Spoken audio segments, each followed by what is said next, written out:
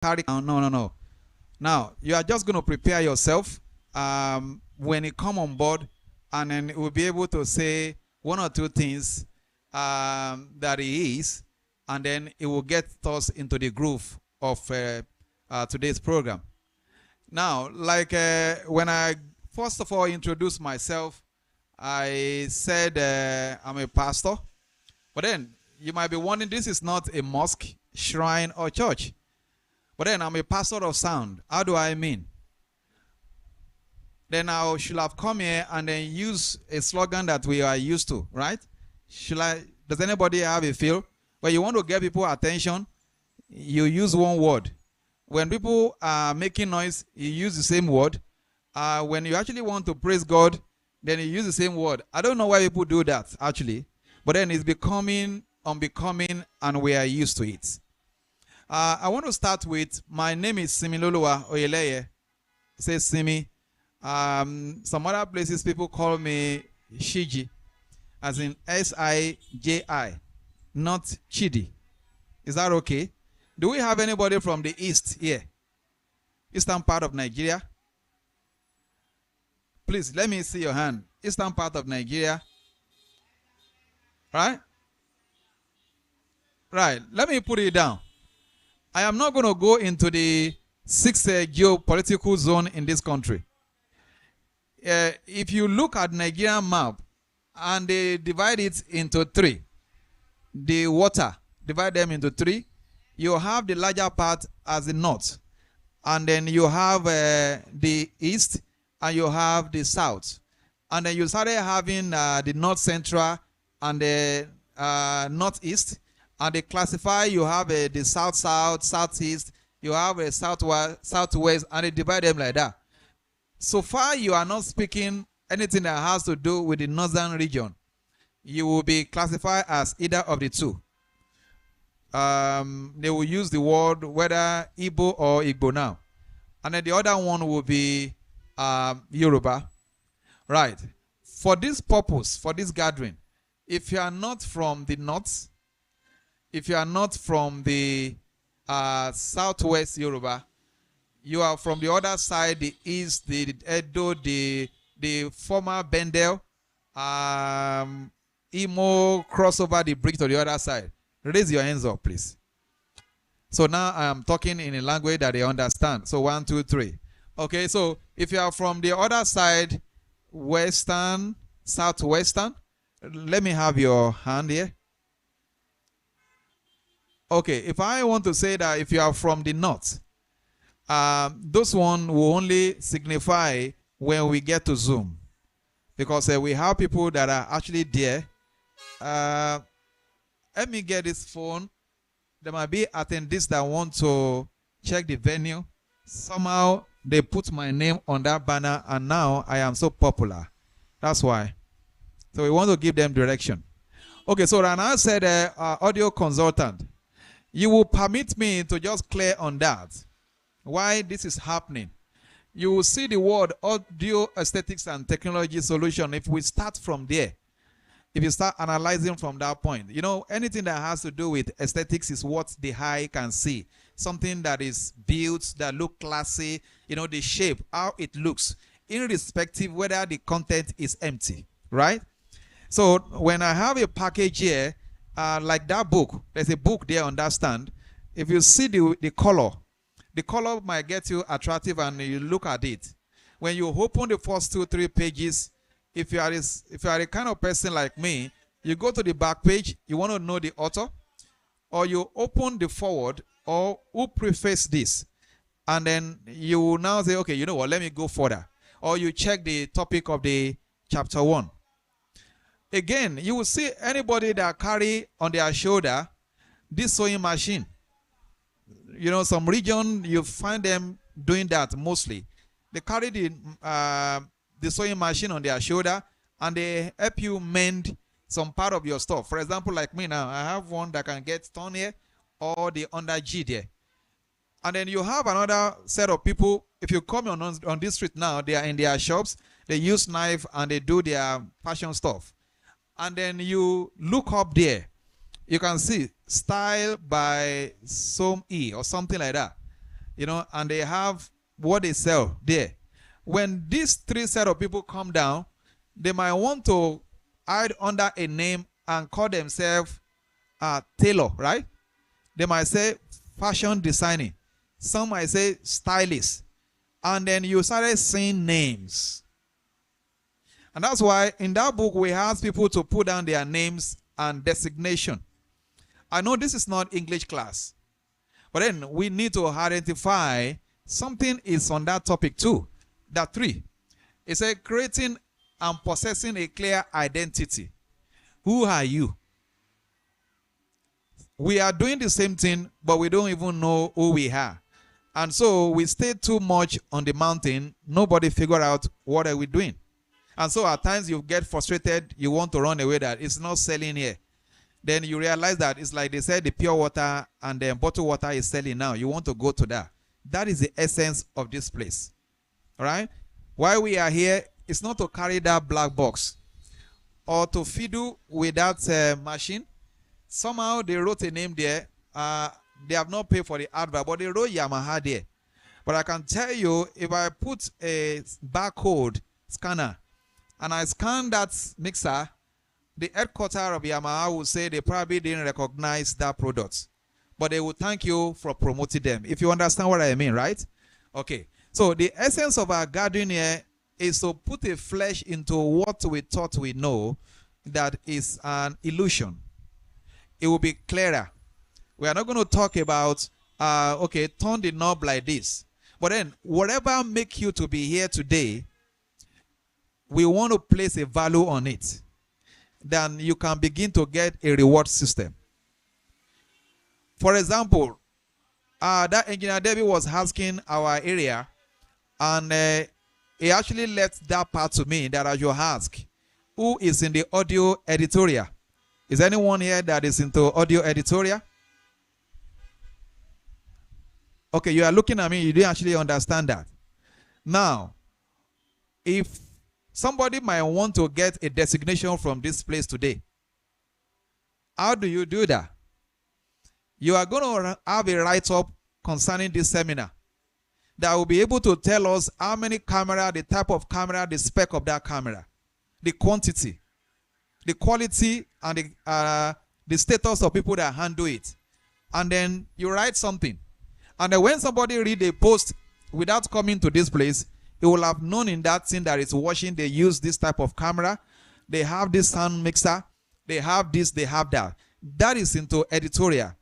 Somebody that can write what we are doing and place it on a white and black. Okay? So I want you to prepare your mind. Don't look around and be saying there's no crowd. Ordinarily, when you have something that is of quality, they are not very voluminous or numerous. It's up to you. I am here for myself, and I want to learn and network with you. So as you prepare yourself, I welcome you once again.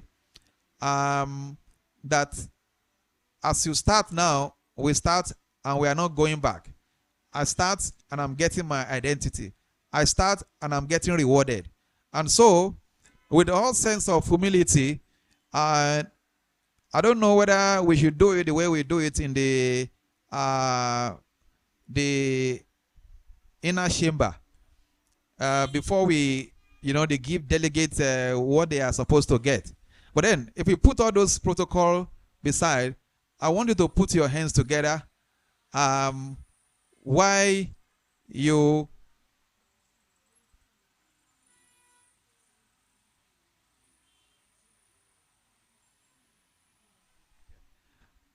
now, I am actually getting to the point where we want to have a facilitator to come on board and start off. So I'm looking at the screen now, and I'm telling them around the world where they are watching us. Is the SMI Alumni that is actually packaging this thing for us to do something that is not very common, right? To engage us and tell us what we can actually do or how to present ourselves in the audio engineering business, right?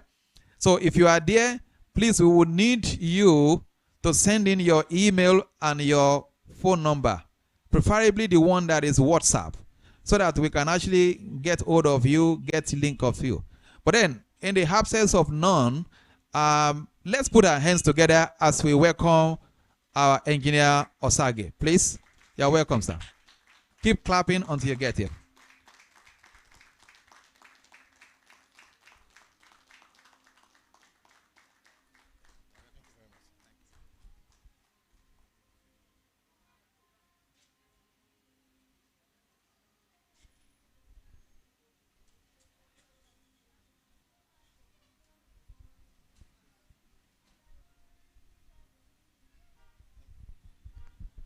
Good morning, everyone.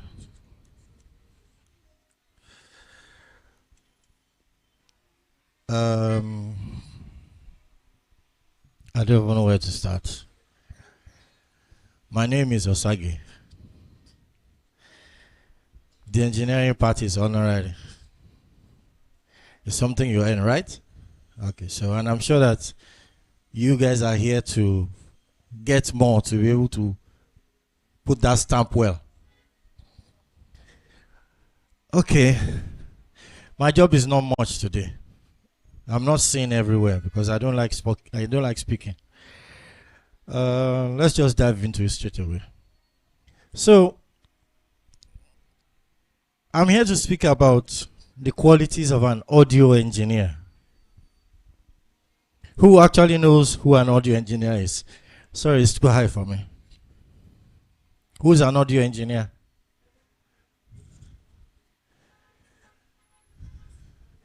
Okay, let me ask everybody, show of hands. How many of you are sound engineers here?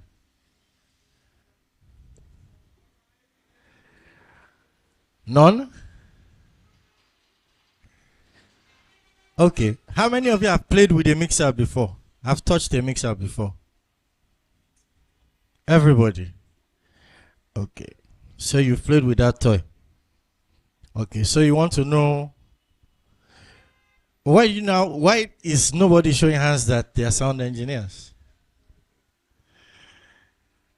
You don't need to be afraid of your profession.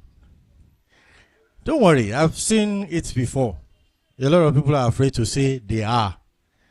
Because the truth of the matter is you are somebody who is doing something nobody actually knows how to do. And everybody asks the question, what did he do or how did he do it? That is where the quality is coming. That is how they register you. Good morning, sir. That is my Oga. So all of you thinking that, no, my Oga is at the back there. If for nothing, I've learned a lot from him way back in like 20-something years back. So,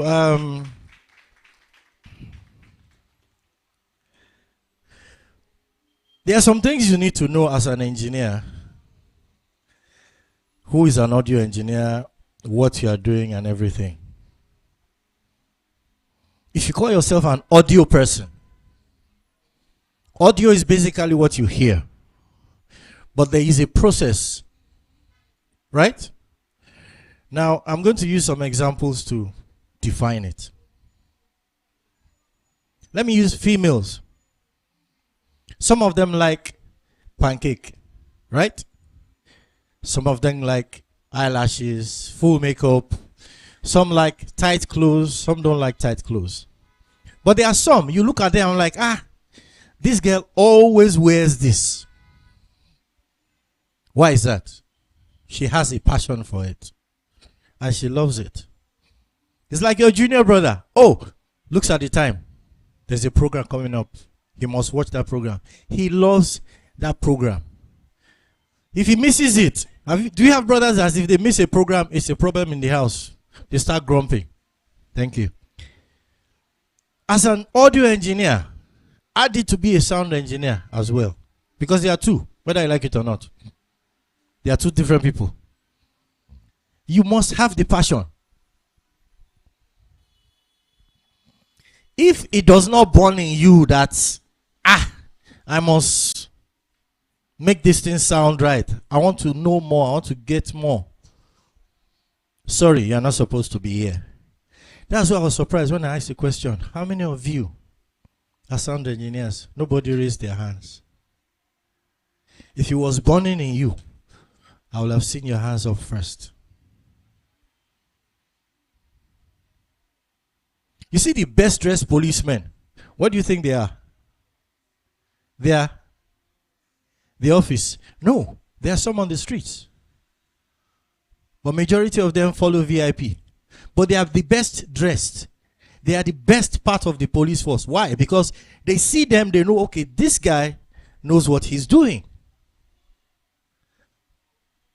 He dresses it, he acts it, and he does it. So will you take somebody else who is dressed shabbily as a policeman? I'm using a policeman because we all see them. Even up to soldiers. Forget their rank. That small thing they do takes them high. The passion to make my job right. It's not everybody who understands that thing, but it's a very, very simple thing. It burns in you. It's something that's in you that, some of you who work in churches, you have to, service is still like 9 o'clock, but you're 4 o'clock in the morning, you're up, you're out. It's burning in you. You must make that service fine. You must make that service good. Everything must work well. Now, apart from that, you must love it.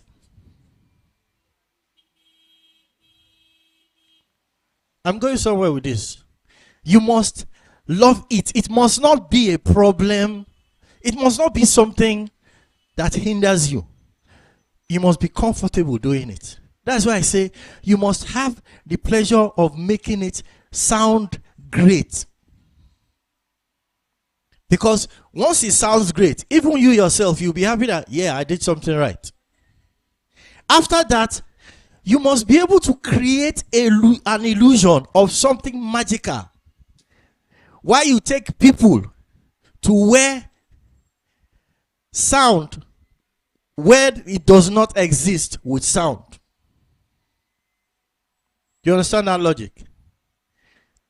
What you want to create, you want to take people there. But there's something that is not there. I'll give you an example of it. When they hear your sound, they hear your audio. It's clean, it's clear, but there's something that attracts them to it. That is the illusion.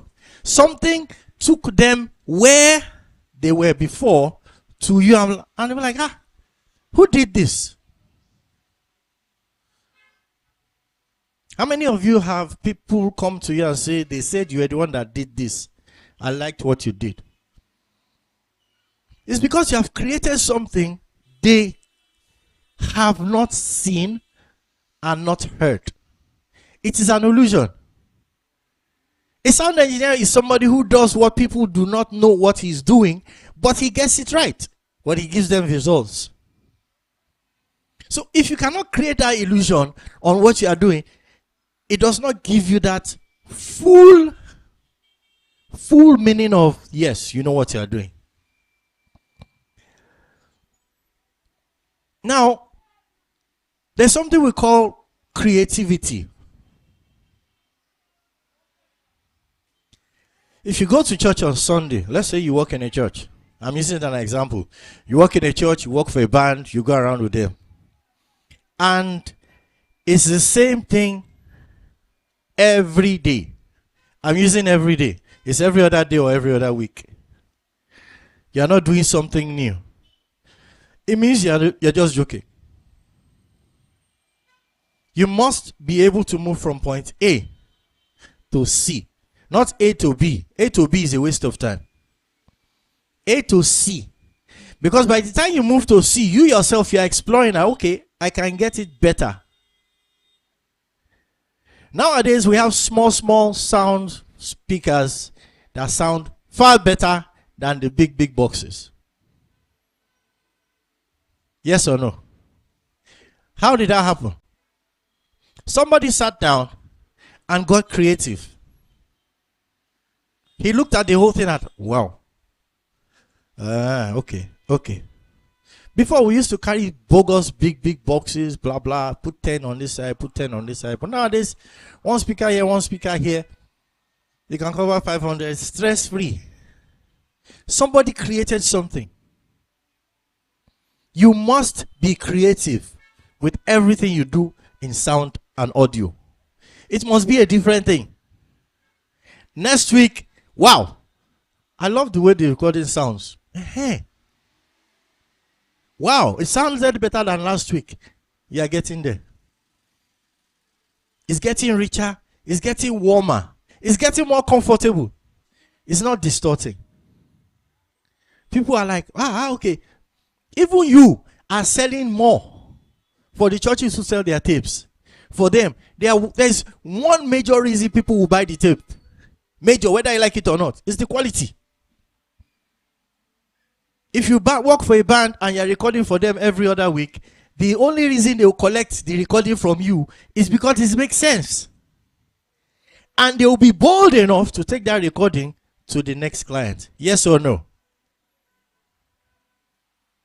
It's because the band sounds right, because the engineer has created something very, very beautiful. Yeah, you can do it on the mixer. Maybe they don't hear in the speaker. You know that happens. You know, right? It's not everything you hear in the speaker happens in the mixer. And it's not everything you do in the mixer happens in the speaker. You can do it and it works for you. We know how to do those tricks.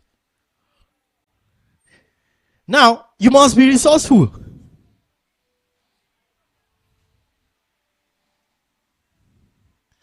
When I say resourceful, I'm sure you understand what it means. I'm able to give out. But what are you giving out? Okay, the band comes today. The snare drum is playing, blah, blah, blah, blah, blah. The normal guy. Right, guy, come. Why don't you do this way? If it sounds better, who has won? Who? Not the drummer who brought his drums. Be able to tell the keyboardist, keyboards, do you know what? Let me make your keyboard stereo, or if you use mono and use a piano, why don't you do this way? Get something out better than what they know. It's not that you're giving them something. You're giving them what they don't know. You know, they all now infuse each other. I can tell you 3 things and it ends there. But let's go deeper so we understand. Also, you must be responsible.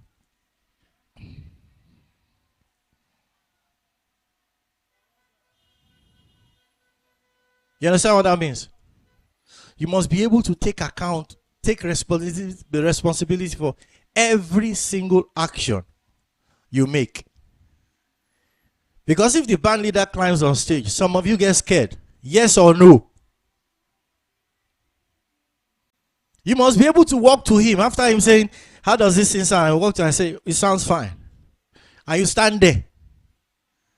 It sounds fine. No. It sounds fine. What do you want? More volume is going to feedback. Stay there and tell them, push it up. If it feeds back, what will happen? You have won him. Because he may have come from a club with a deafening noise and his ears are actually still ringing. Or he had gone somewhere, gone drunk or something. Just getting annoyed alone and coming to an event can affect what you hear. But you stand your ground and say, no, it's working well. It works fine. It's what I have experienced day in, day out. With top artists, not small artists. Top. And I won the battle. Apart from that, you need to be resilient.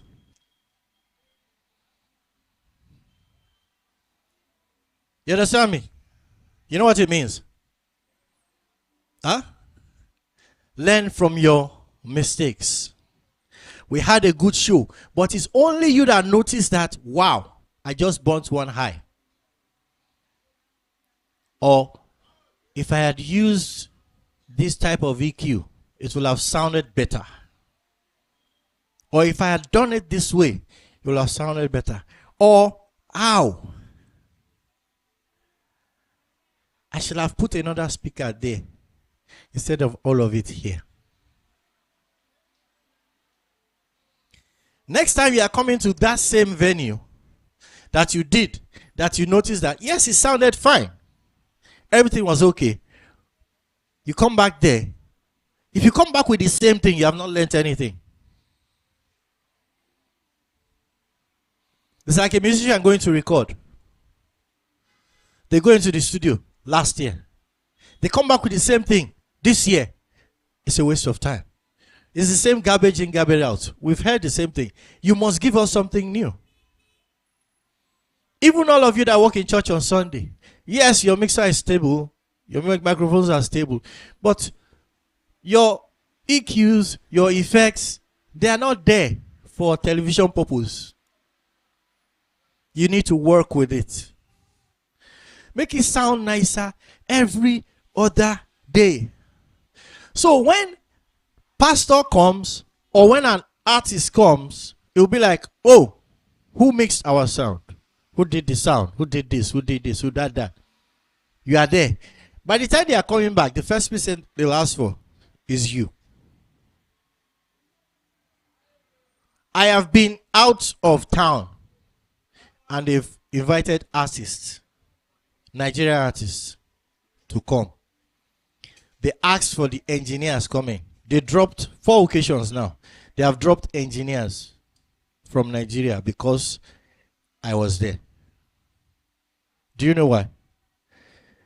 Because I've met them before. I know their sound. Do you understand what I mean? It's because they know that what they need, they will already get it.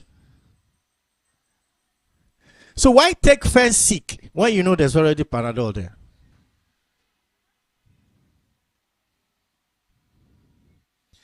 This brings me to one other name, reliable.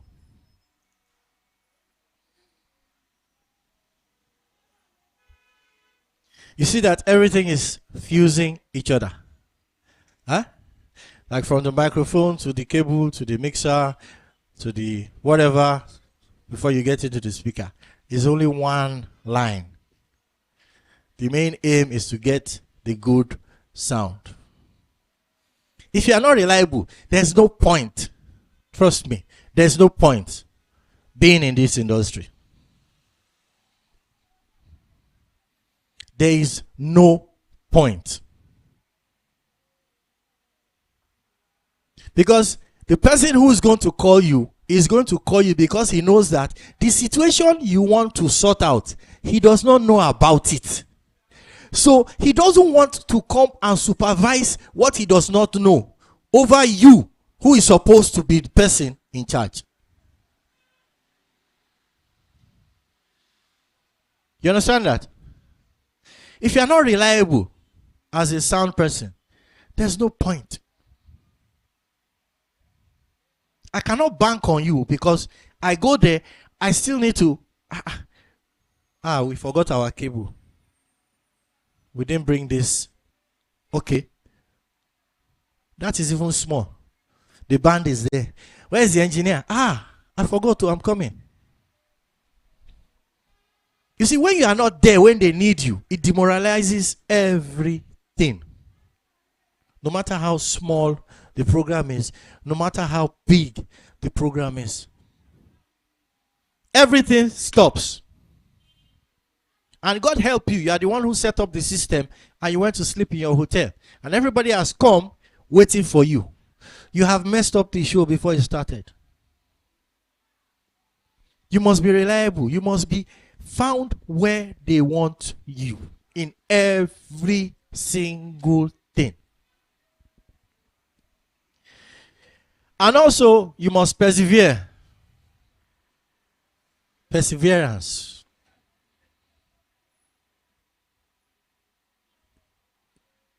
Uncle, are you with us?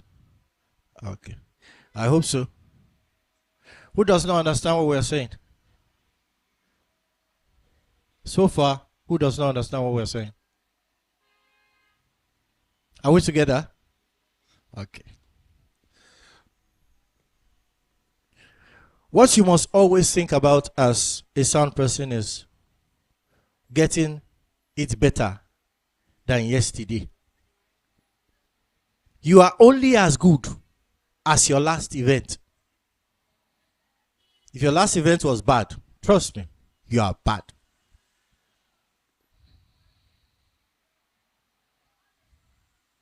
There's no two ways about it. Oh, do you all hear Yoruba? Are you sure? Have you heard? Oh, sound on that job. Who has lost his job? Who? Even if they bring the same sound, it's not you they will bring in, huh?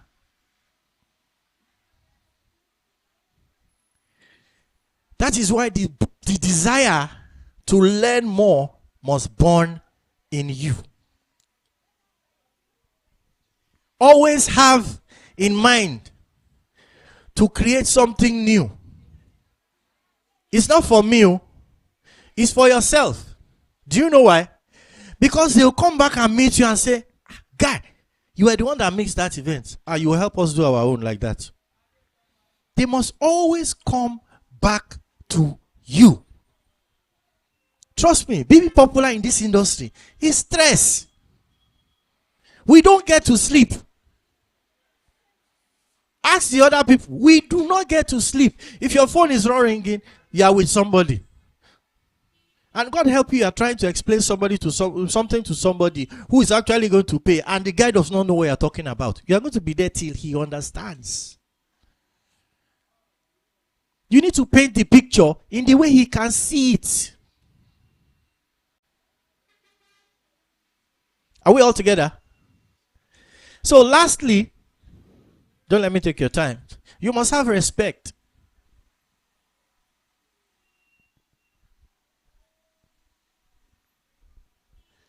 It's normal for everybody to know that you respect elders.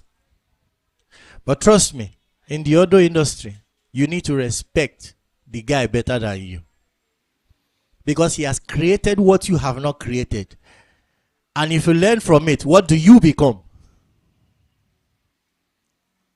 Huh?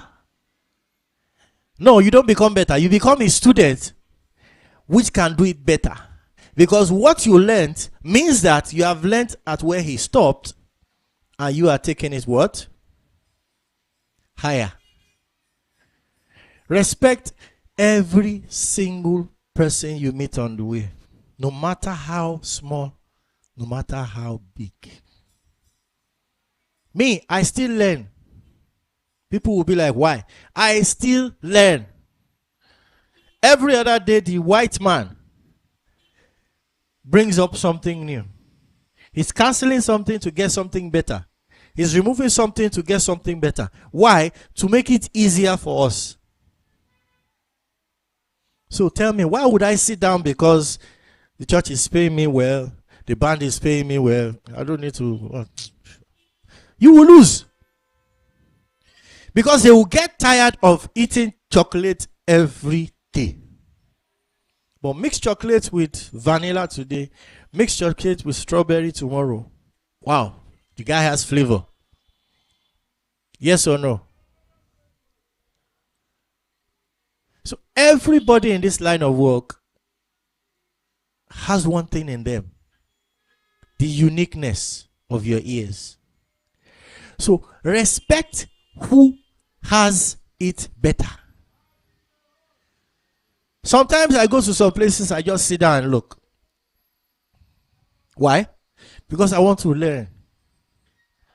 I'll tell you why. I can hear a new snare drum today that will benefit me tomorrow. But the guy is making a mistake. The snare drum sounds mushy. The hi-hat sounds dull. But you see that dull hi-hat and muddy snare is what some people like. Oh. You understand? So when you do all those small things, it still comes down to respect. You won't walk out of that and say, you did rubbish. Nobody does rubbish. Because even you who set up the sound, how it is going to sound that minute is still in your mind. until you hear it. Yes or no? Okay. Thank you very much.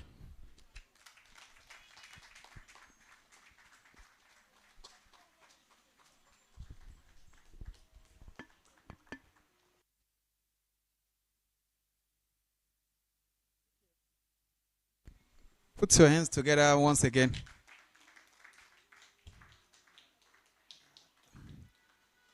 All right, if you're watching us at home, around the world, what we said before is that you send in your number and your email so that we can get in touch with you. The first facilitator has just delivered his session, and then is an educator. We can see that he keep on looking at the attendees if they are grasping what he's saying. And one of the things that he said last, if someone is going to remind me, is what? Say that again. Okay, before that, what was it? Right, the good students will always pause and look at their books, which is okay. So far, you can give the answer. So it goes like that from that respect, the perseverance, and then it goes to reliability and up like that. Now, this look like an English lesson, or somebody is a motivational speaker. I can tell you the essence of why we were here is not to carry box or run a fader. It's those things that are missing that can add value to us and get you recognized, and get your colleague recognized, and make you special and stand out.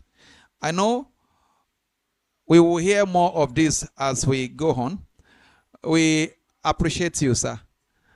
And then we know that we are going to get more by the time we get to interactive session, so that people are online that are watching on at the moment can send in their question, and then we take it from there. But without wasting our time, we want to move on by calling one of our facilitators. I don't know whether you still recognize him or you've met him before, but then you just put your hands together as I welcome Steve Aluko. Keep clapping. I just shortened his name. His name is actually longer than that. It's called Steven Aluko. And that's the founder of SMI, Starlight Media Institute. You are welcome, sir. Thank you.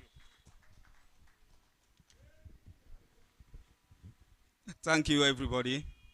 I welcome you to this first of its edition, the maiden edition that is organized by Alumni. I also welcome elders in the industry. I don't like calling people veteran.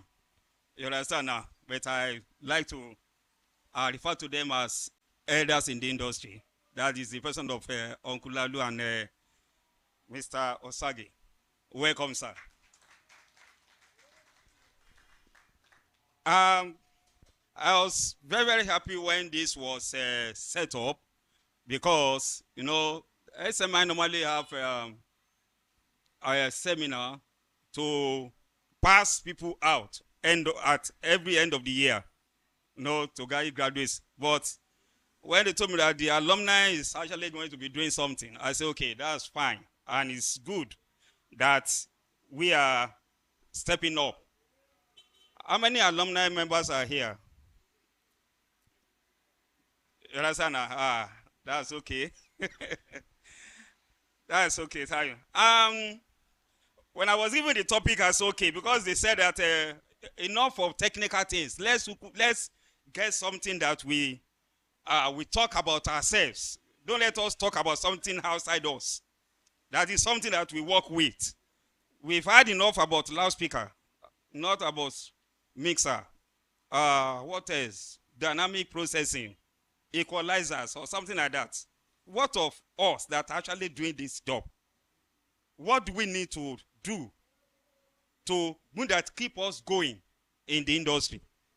And that's the reason why that topic, sustaining your career as an audio engineering practitioner. You know, you don't sustain what you don't have.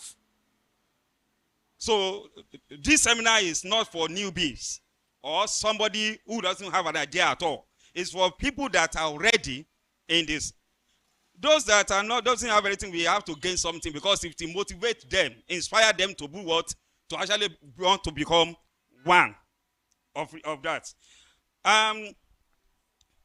Sorry, from the academic line, I always like to, when I'm giving some talk or something, I always like to engage two of our senses. One, visual sense, and the other one is auditory perception. So that is why I always go by way of using slide to do what? To actually bring my points back home. So you may not do, I may be the only one that is using slide today. Don't worry. You understand? I think you will get what our Oga said, General Osagie. You all got it, Abi? Okay. So let's hello. Can we have more volume on this, please? Please. Or is it mean that it's not projecting?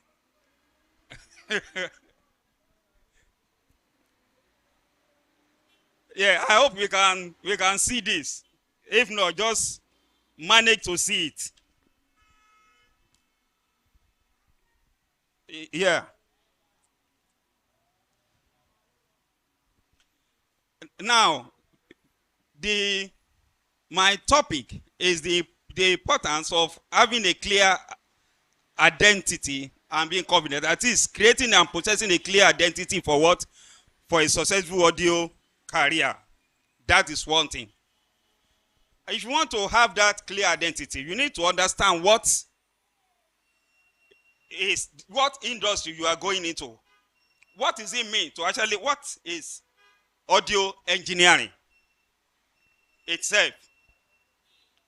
And I come up with this definition. It's not general, and it's not something that's out there. It's my own definition. And we know that if it is okay, then we know it. I say audio engineering is a very specialized field. You know. That reason why we have to be specialized in what we are doing. It says it involves capturing, recording, and reproduction of sound using a variety of methods.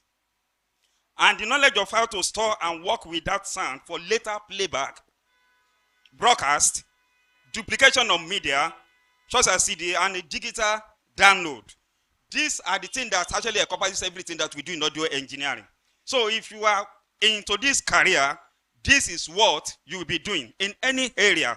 First, you need to capture by the means what? Of a transducer. That is it. No, I want to be going technical now, so we understand what we are saying. Because we are in the professional gathering. You get it now? Now, capturing, you may capture, you may not record. It's possible. Do you understand now? But you may capture and also do what? And record. Then, in between that one, you may actually reproduce that sound by either manipulating it, adding something into it, process it, even ordinarily increasing the volume. You are doing what? You are actually reproducing it. That is various methods that we are talking about. And you must have that knowledge to actually store it. Do you have it now? That knowledge of storage will be either analog format or digital format. That is only where we are. That is only where we have those two formats. That is only where we are. It is in the storage that we have it. Either analog format or what? Or digital format. That's just it. Then what do you do for it? They say for later playback. You know, you have already recorded it. For later playback. Or broadcast. Or duplication. Or media, such as CD. Or digital download. So this encompasses what we do in the industry. So when anybody says audio engineering, you already know what is the definition of audio engineering. That is what it is. So I will go for that to say it's audio engineer works in music production. These are the areas: live sound, broadcast industry, film and movie industry, and cinema houses, location sound capturing, all the rest, sound designing, as well as in consultancy. Those are the areas that we do what? We work in that. So I thought that one brings you home to what we are talking about. Now, enough for technical issue. Let us now go to what we are going to be saying now. Core values of audio engineering practices. In audio engineering, we have 4 core values. And this encompasses everything that we do in audio engineering. Now, the core values consist of 1, scientific value, technical value, psychological value, and artistic value. I will just go little ones. The scientific value of audio engineering is concept and principles of audio engineering. That's the scientific value of it. When you are talking about sound waves, frequency, acoustics, auditory perception, everything is what? Is science. It doesn't change with time. It doesn't change with time. It has been there since time immemorial. Sound wave has always been sound wave. Frequency always means frequency. Nothing can change it. Acoustic can also be acoustics. Psychoacoustic can also be what? That is the core value. 1. 2, we have the technical value. This is where most of us actually have passion for. All the technologies that we use, mixers, consoles, effects, also digital, analog, and everything like that. This is where we have it. Somebody can be well versed in using the latest digital mixer. Are you getting me now? He may have the knowledge of the latest guitar mixer, but ask that person. Ask that person. Understand now? What is the lowest human frequency range of hearing? It will just be looking at you. Anything about scientific aspect does not concern them, but they have it. Somebody was having, so they know all the technologies. It's still part of the value that we need to actually know about. Some people go and get certificates in Dante, all those things. It's good. They are all transmission protocols. They change with values. As time goes on, they change with values. I'm going to tell me that the mixing console they are using in the last 20 years, is it the one we are using now? Huh? No. Because they change all the time. The type of loudspeaker that were being used in the maybe 40 years ago, is it the type that we are using now? No. I was reading something, I said, prior the time line array technology came in the 70s as a what? As a column speaker. Only for PA system. Then it was developed in the late 80s or 90s as what? As a module for what? For live sound. Who knows what is coming on in the next 10 years? That is what? Technology. Does it change the cost and value of scientific aspect of audio engineering? No. That is one. Then we have the psychological value. The psychological value is how much do we understand the raw material that we are using and what effect does it have on us? That is what we call psychoacoustics. Then some aspect of it is that how do we actually behave towards our profession? That is psychological aspect of our job. And that is what we are going to be talking to today now. The last one is artistic aspect. That is the art of it. The artistic aspect is that we actually use technology to do what? To bridge the gap between aesthetics of art and technology. Mixing is an art. Mixing is an art. If you are not artistic enough, you can't mix. Because you must have the love of music. And music is what? Is an art. And that is what we are talking about. Now, we'll be talking about the psychological aspect, value, today. And that is what we actually sustain all our career in that mode. Let me go. Let's say, according to the psychologist, there are three types. Sorry, there are three types of emotional quotients. There are three types of emotional quotient that we need to develop. Most of people, we only know about intelligent quotients. But there are other quotients that we need to develop and will help us in what? In our job. We have intelligent quotient, emotional quotient, and we have social quotient also. And that, let us look at them one by one. The intelligent quotient is this. This is the measure of your comprehension ability. Measure of your comprehension ability. Maybe to solve maths, memorize things, and recall subject matter. This is what you will use to actually educate yourself in the course of becoming an audio engineer. That one is going to be the one that's going to sustain you. If you don't, like I always say to my students, the knowing we always do what? We help the doing. You must know before you do. The knowing has to be with the knowledge. That is what we call intelligent quotient. The other one is emotional quotient. Now, this is the measure of your ability to maintain peace with others and also yourself. Keep to time, be responsible, be honest, respect boundaries, be humble, genuine, and considerate. That is what our engineer Osagie has already told us.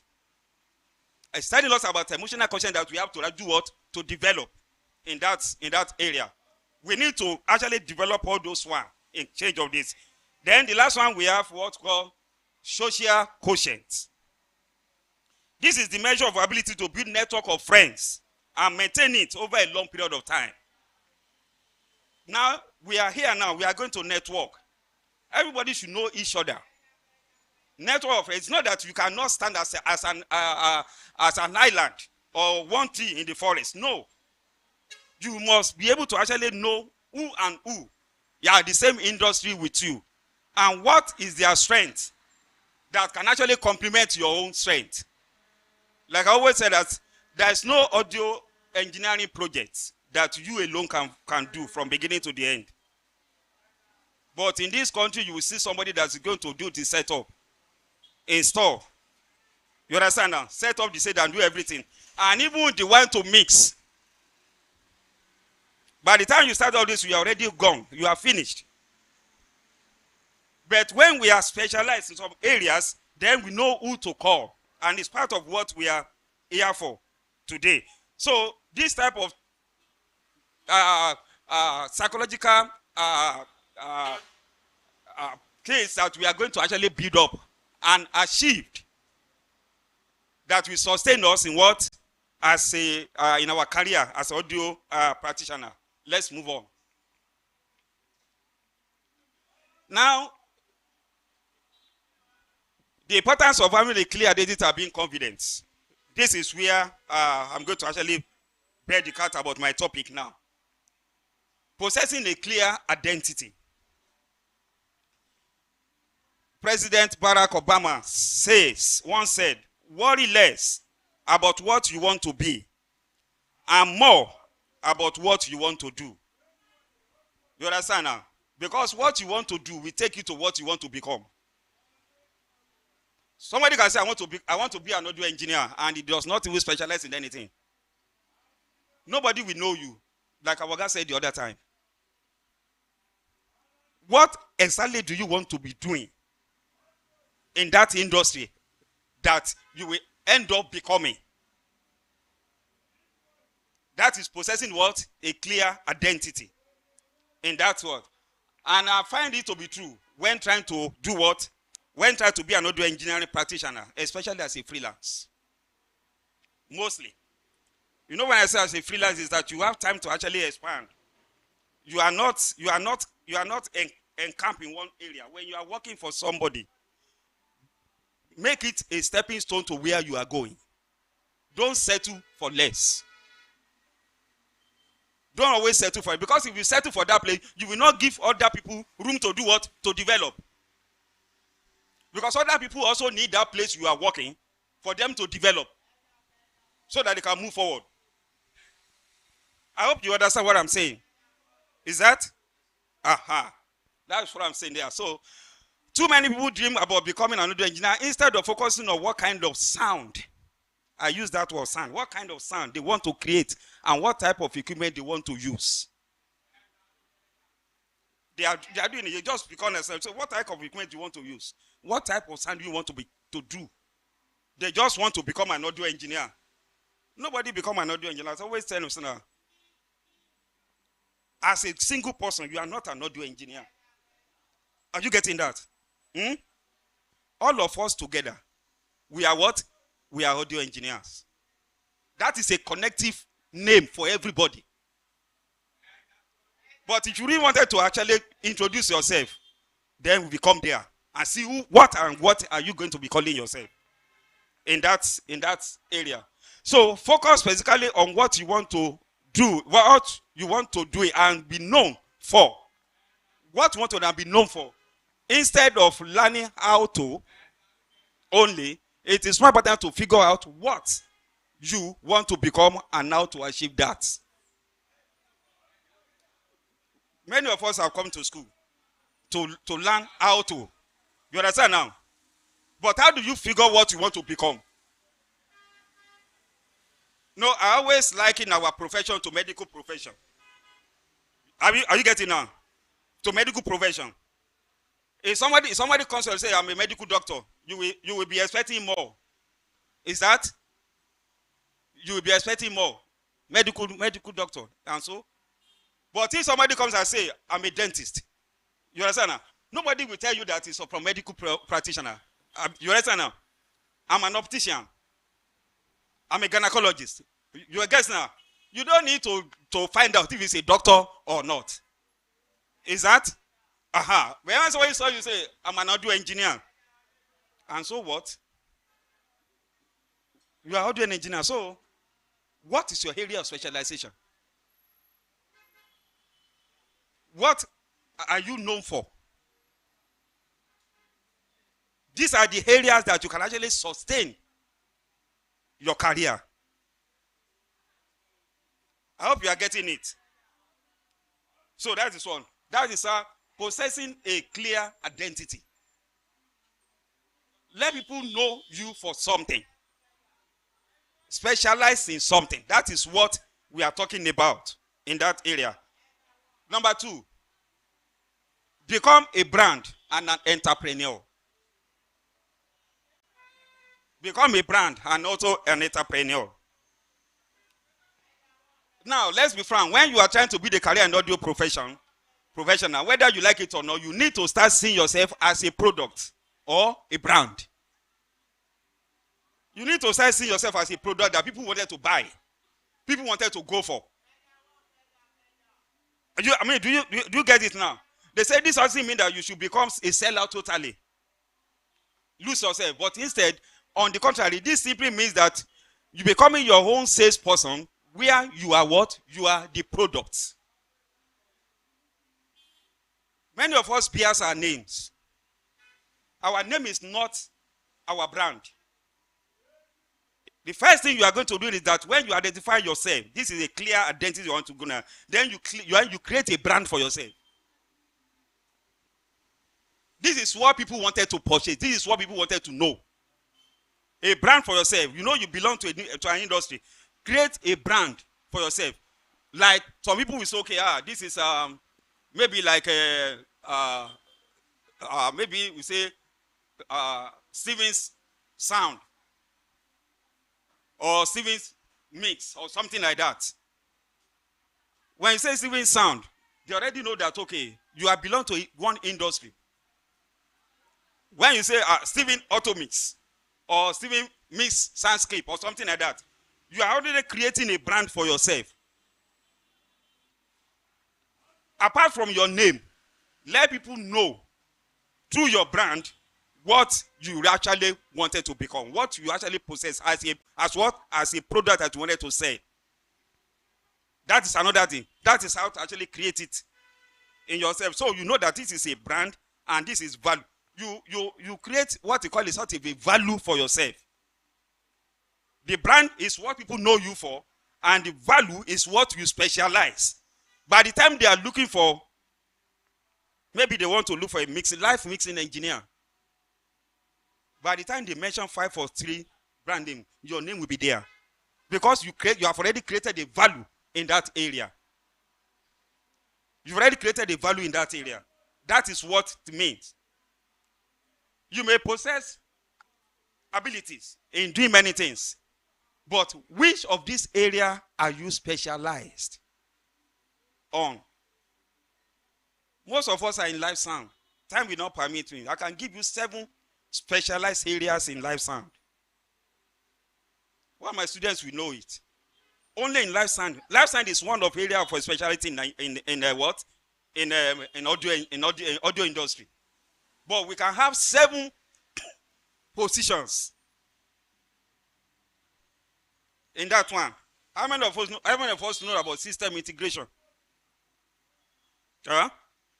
You know about system integration. It's not only for the IT. We only have it in what? In audio engineering also.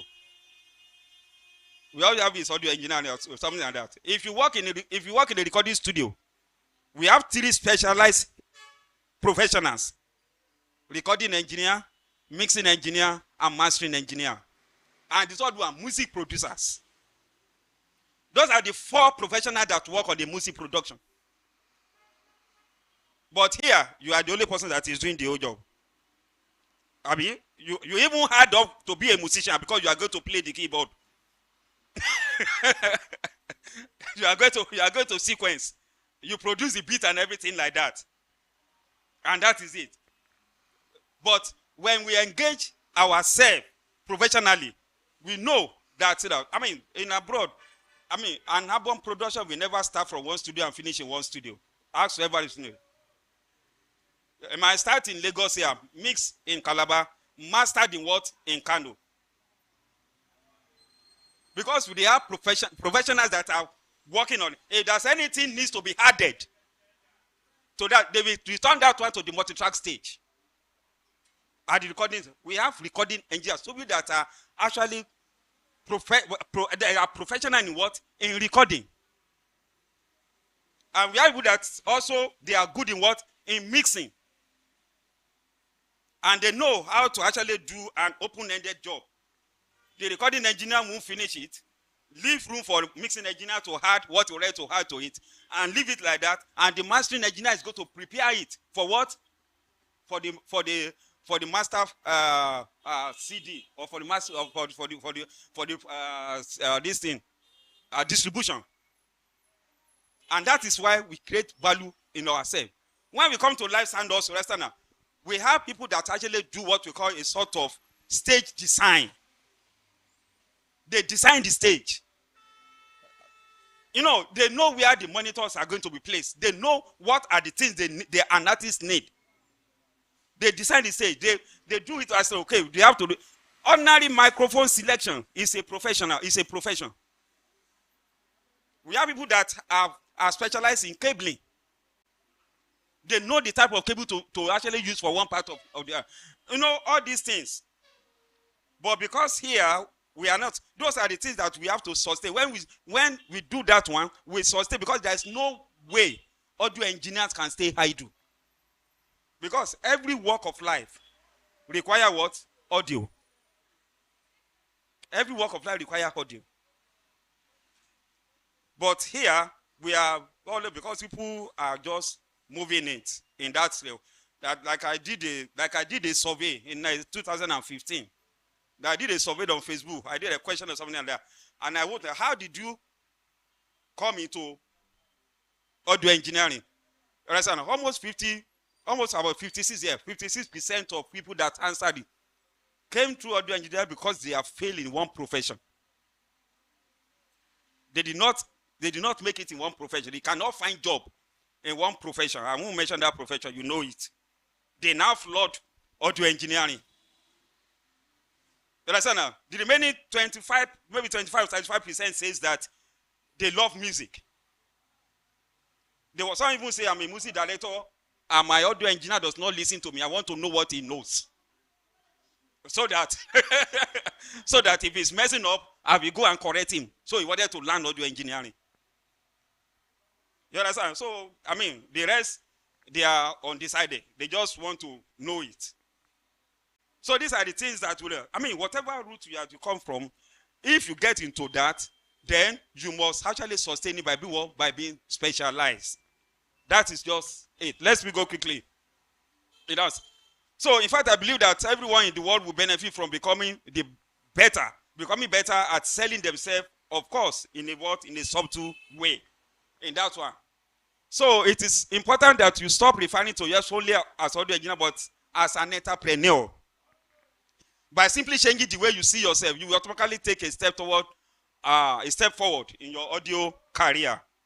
That's all. So the big question when trying to make it audio engineering these days is, how can I stick out and be noticed in a notion of other audio engineers? This is a very good question. How can I stick out and be noticed in a notion of other audio engineering? People used to say, you must stand out. Is that? Huh? But after standing out, you need to do what? To be outstanding. I've already given you that. The first one is that you must have a clear identity. Then you must become, an entrepreneur in what you do. That is one of the whole thing.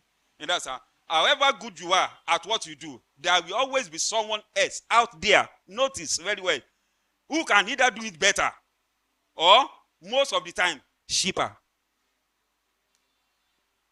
I hope you are in a competitive world. You understand? There is a competition and that. You are actually competing with two types of people. One person that can do it better than you, and somebody who cannot but can do it cheaper. But how do you want to stick out? In that one, that you have to move. You have to move further to somebody who can, you have to be aspiring towards that person that will do it better. Not looking at one that will do it cheaper. Because clients will always look for two types of people. People that knows what they are doing and they can do it better, and people knows that can do it cheaper. Are you getting now? The one that can do it cheaper are those ones that flop the industry now.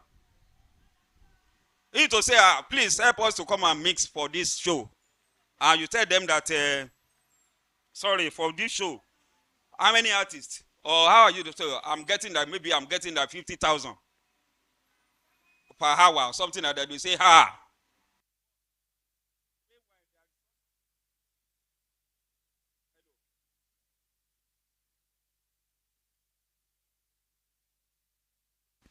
Hello, okay.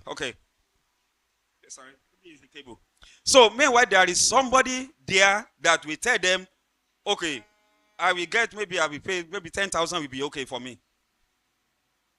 Because the client is only looking at the budget, finances. It doesn't look at the quality. But there's a client that if you say you will take 30,000, you understand now? They will look at you as people doesn't know what you are doing. Because they already have a level that they are looking at this. Okay, all right. I don't think this one will do a better job for us. But that doesn't mean that you have just escalate yourself, because you must be known. You understand now? You must be known before you can do what? Before you can be accepted. Before you can be accepted, you must be known. It takes time. But how do you actually prepare yourself for that?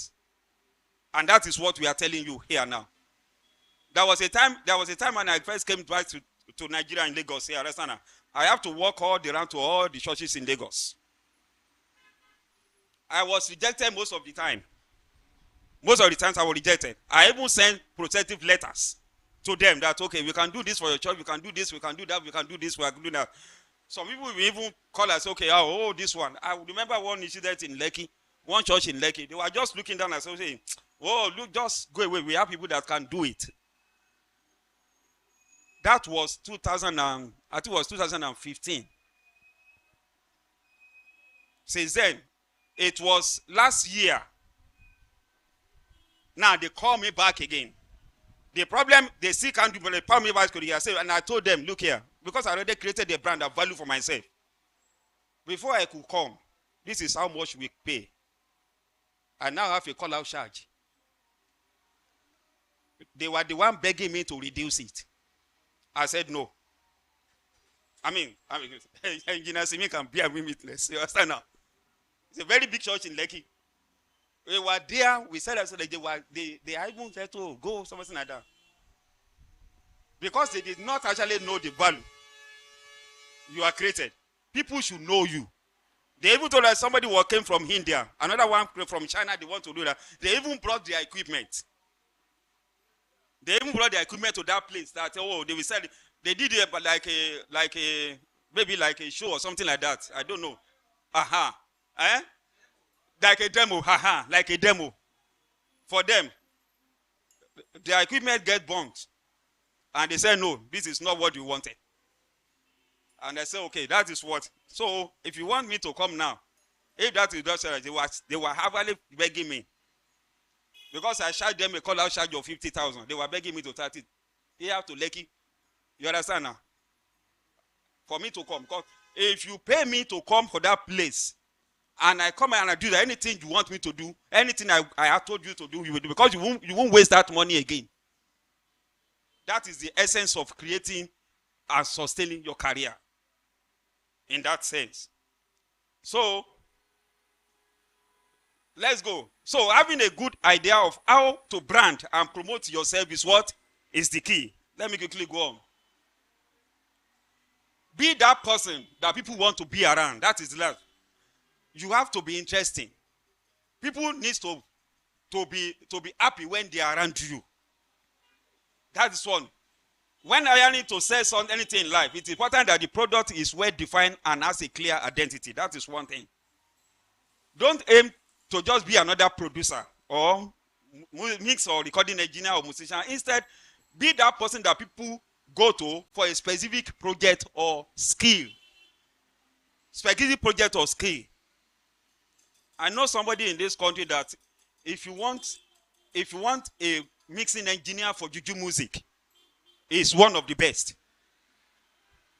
It's one of the best. People, because they have already told him everything. This is what it is. And they know it. If you want a very good recording engineer, this is the person that you can actually come with. And I know some people that, okay, their own is basically stage mix. Stage mix. It's not that you cannot do any other job, but you have to specialize. People know you for days. That they will be looking around for, okay, I can do that. That is what I will see this person if you do this one. If you are hot cake, you will be expensive. Is that clear? You will be, that means you are actually being a product that people will do what we wanted to buy. It's your skill that you are able to buy it. That is one thing. So as I mentioned before, it's of course important to be flexible and to be able to work with different kind of projects. But this can be done while still having what? A clear identity that we have told you now. That people must know you for something.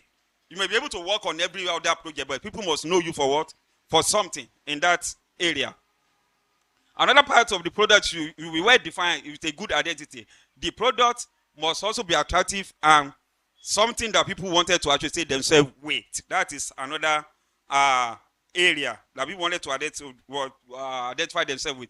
And finally, because let's face it, if you are the coolest audio practitioner around and someone that people love working with, it will act like a magnet, attract what? New clients all the time. And that is what we are telling. I don't know if the time is, maybe I could stop here first now. Now, I've already been giving you 3 aspects to actually do what? To sustain your career.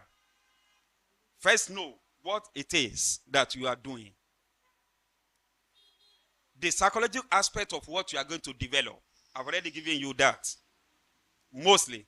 Don't be an island. Let people know what you are. Your skill, your area of specialization. Some of us are still struggling for it, but it's very easy to do. By the time you enter into a audio engineering career, study that career very well. Study that career very well. What are the things that actually motivate you? What are the things that you are interested in that you are doing? And that is what I'll be able to do what for now. Let me just stop here for now. You understand? Thank you very much for listening.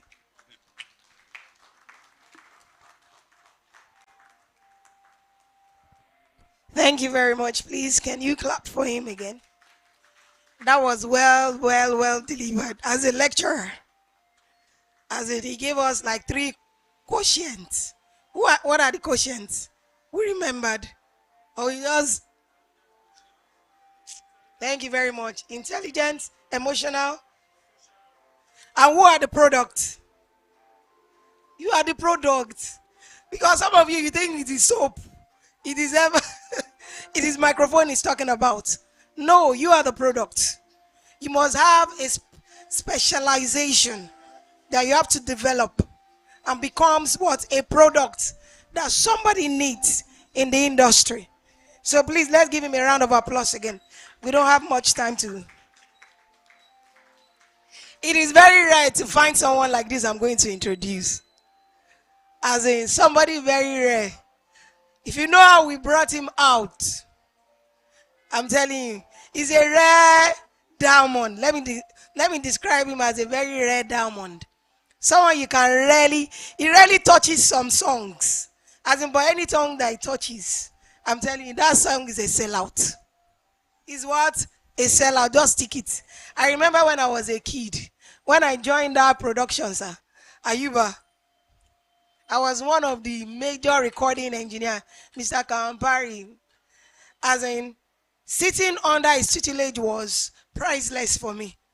When it was time for mastering, the papa brought out his own gears and he was telling me the boxes.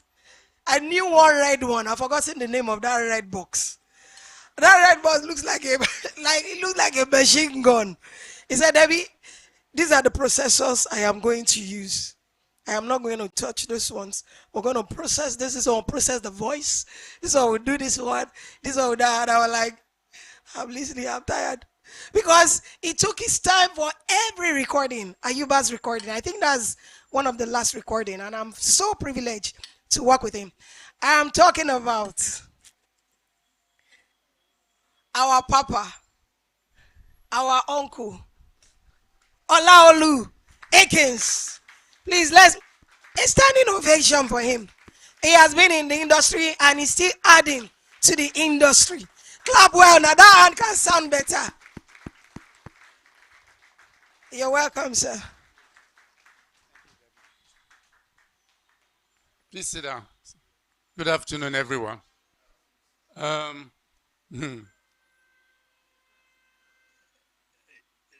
The two previous speakers have said everything. They have said everything. Everything that you need to know and that you have to do to become an engineer that is, that can feed yourself, can feed your family, can remain relevant for a long time in our industry, and probably even popular, because the qualities of being able to service so many clients successfully, satisfactorily, are those things they have, values they have enumerated for you. Respect. Oh yeah, remind me. Go on. Okay, no, we'll do it like this. Please take them one by one. If you have one you want to tell us, please stand up to say it. One. Go on. Reliable. Resourceful.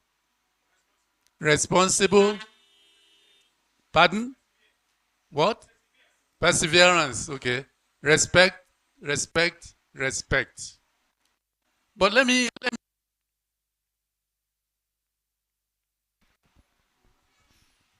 hello. Hello.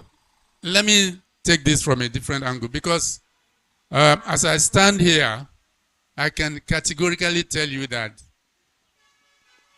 I have been through all of those stages that, in fact, in this country,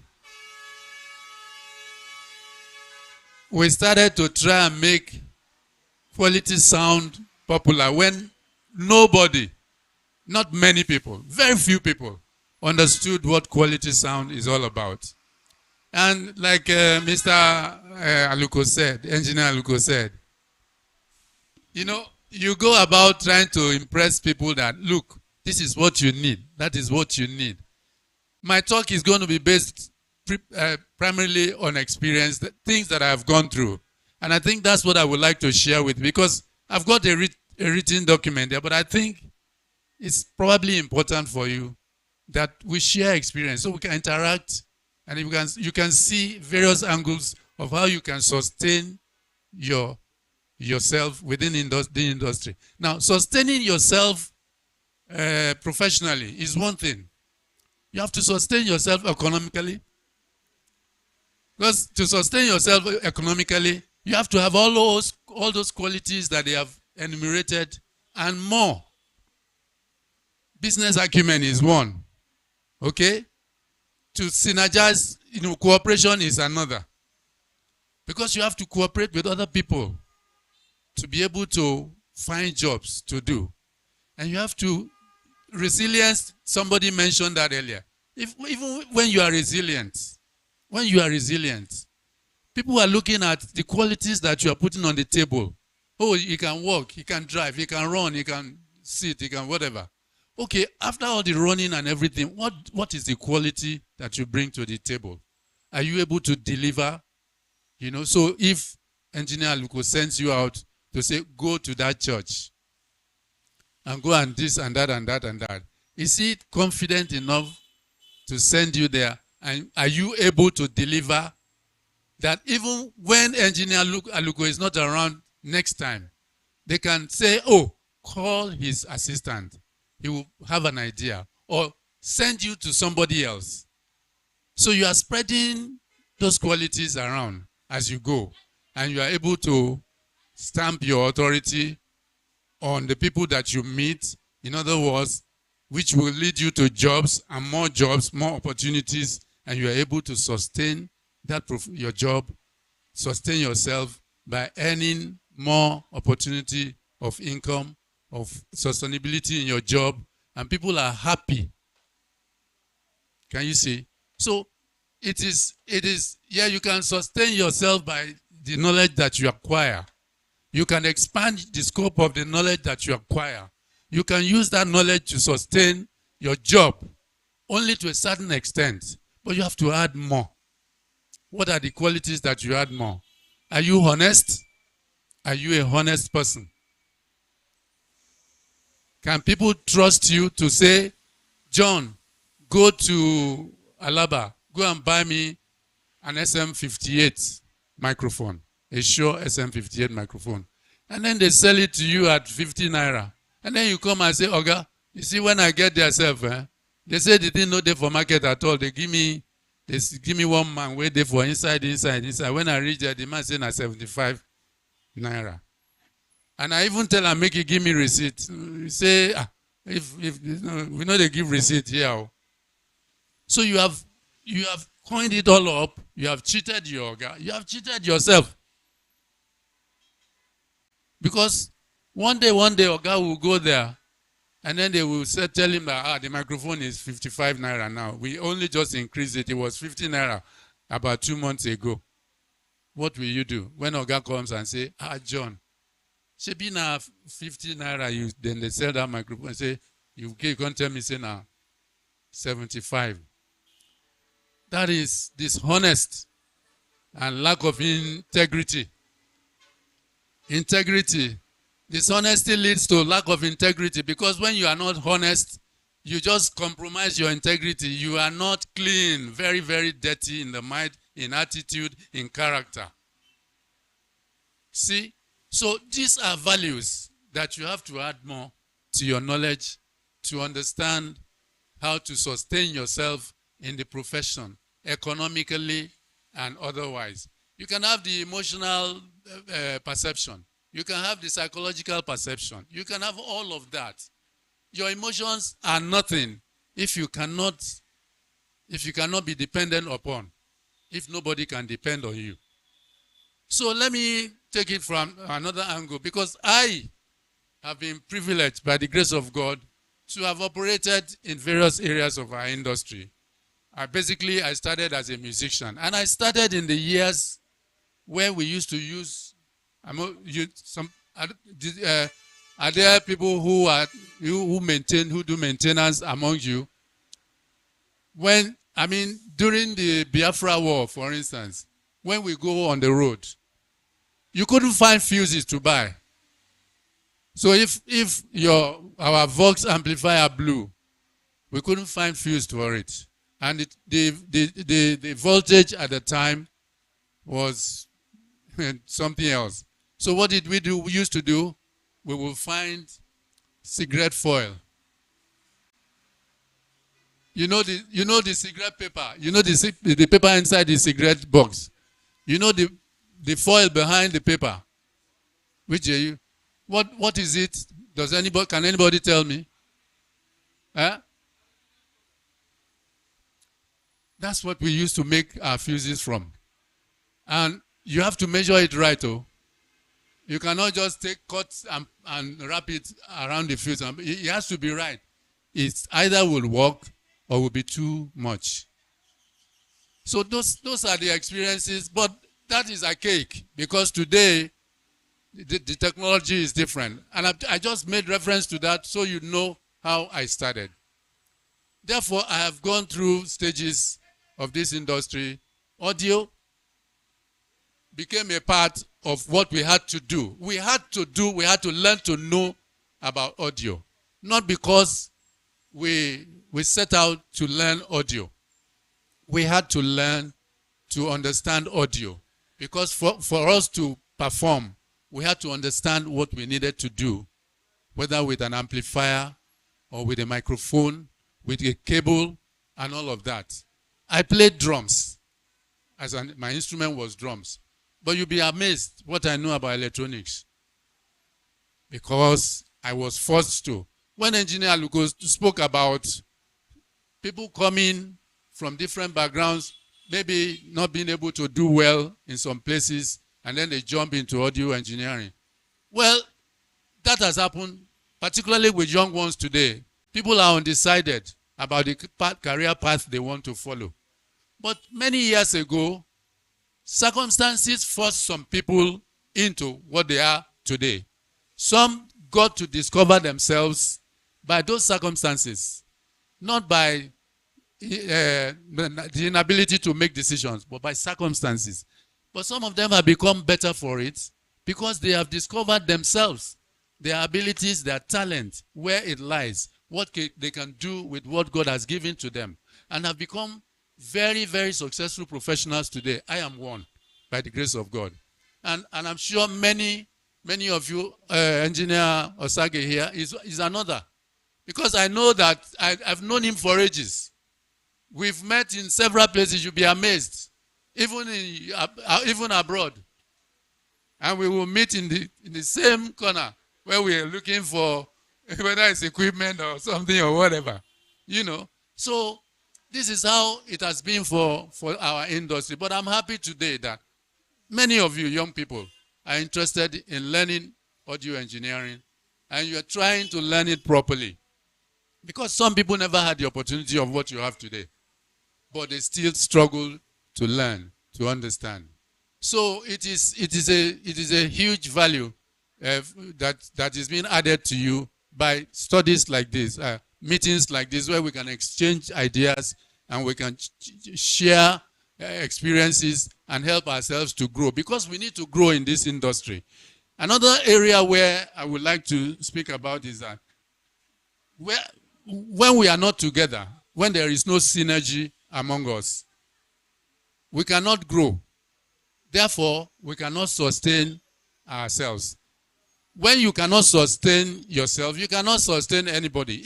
Even if you have a project, a concert, and there are 20 people or 50 people that are going to work, some are doing systems, some are doing cabling, some are doing stage, some are doing sound, some are doing lights, some are doing whatever.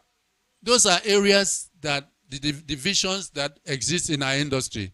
And you cannot do a concert or even any performance without a lot of those things. So we need all of your individual capabilities to get a show to be successful. But when there is no synergy, we are not helping one another. So synergy is one thing that we need to learn to put together so that we can sustain that we do and sustain each other in the practice of our profession. That we can actually together. I mean, today, when I get projects, I'm calling engineer Aluko. I'm calling engineer Simi. But before now, there are a few people that I used to call who I even have to say, no, this is what you do. Because a lot of people, they work in the industry, but they are untidy. They are untidy. They lay cables roughly, and then anybody passes and they can just step on your cable or pull it up or remove it from. So I had to be teaching people that, no, you don't lay cables this way. You don't pass cables through this way, and all of that. So, but today we have qualified, experienced professionals who we can say, okay, there's a job here, we are going here. There's this project there, we are going to this. That is synergy. He mentioned that nobody can do any project alone. That is a fact of life. Even if you marry, can your wife have a baby without you? Abi? So now, beyond that, in your work, in this job, this business, you have engineers who are just purely systems engineer. Purely systems engineer. They don't do anything, but that's what they do abroad. That's what you will find. When the project happens, bam, everybody assembles. A huge team assembles to the man who is making coffee for them and tea for them and getting them snacks. He's an important part of the crew. Not to talk of now of those who that's how they sustain themselves. That's how they keep their job going. That's how they bring money into their pockets and sustain their families. So economic sustenance depends on the ability of each and every one of us to synergize and cooperate and perfect, even while perfecting our individual capacities on this job. So you see, it's a long road. And I think that it is impossible to finish these subjects in one seminar. But for the purpose of giving you understanding, I want to mention that in this business, you cannot just be an audio engineer and be looking for a church, a concert, or how many people think about the fact that audio engineers are employed in big institutions that are very important to society, and not whether they like it or not, they cannot do without audio engineers. The radio stations, broadcasting is one major one. Television is another major one. All those stadiums that are built all over the place where they have concerts, they have football, they have cricket, they have arenas where they play lawn tennis, they play table tennis, they do sports generally. They need audio engineers. Some of us never look in that direction. We never look in that direction. We are actually saddled with wanting to sit in a concert or in a church and be running, the PA system. And when they say microphone is not working, we are running over there to do. No.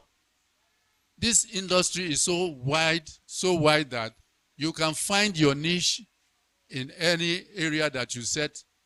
But first and foremost, you must understand that you have gotten the right orientation for the job, the right character for the job. You are willing to work in a team, that's synergy. You are willing to listen to opinions of others. You are not self-centered in your opinion. You are not Mr. Know-all. Because as we are many, there are many ways we can approach that door. Many ways we can approach that door. If something happened here now, some people will will not pass that door. They will jump over here. Am I right? Instead of going through that door, they will just jump first. Whereas, if we all are patient, what has happened here will not affect us if we are patient enough to walk through that door one by one, quietly. When a plane crashes, nobody rushes out because there are only a few areas where the emergency doors are. There are only where the slides that you slide out of the aeroplane. There are only a few. And a plane full of passengers cannot take everybody at once. Do you understand? So you can see that we need to be, the meaning of that is order. We must have order in the course of our work. We must be orderly in doing our things. We must be orderly in dealing with people. All the values they've attributed this afternoon, respect, even obedience. Because some people don't, when you have respect and you don't obey, that's a different matter. You can respect Mr. Engineer Aluko, but you don't obey him now when he says go there, go and do that thing. You just go, you go to somewhere first and then I can go there later now and all of that. Respect without obedience is nothing. So respect with obedience is meaningful, you know. So I've looked at, I think I've mentioned areas, but you know, don't just be an engineer that is waiting to be called. Don't wait to be called. Reach out. That's why synergy is important. Oh, you know Engineer Aluko. Let me call engineer because now that I'm free, there's no job. Engineer Aluko, is there any job going, sir? I am free or I am available. But you must develop a relationship that makes that possible. So our relationship building is another part of our capacity building. So building synergy, building understanding, respect, obedience, and what was the last word I said?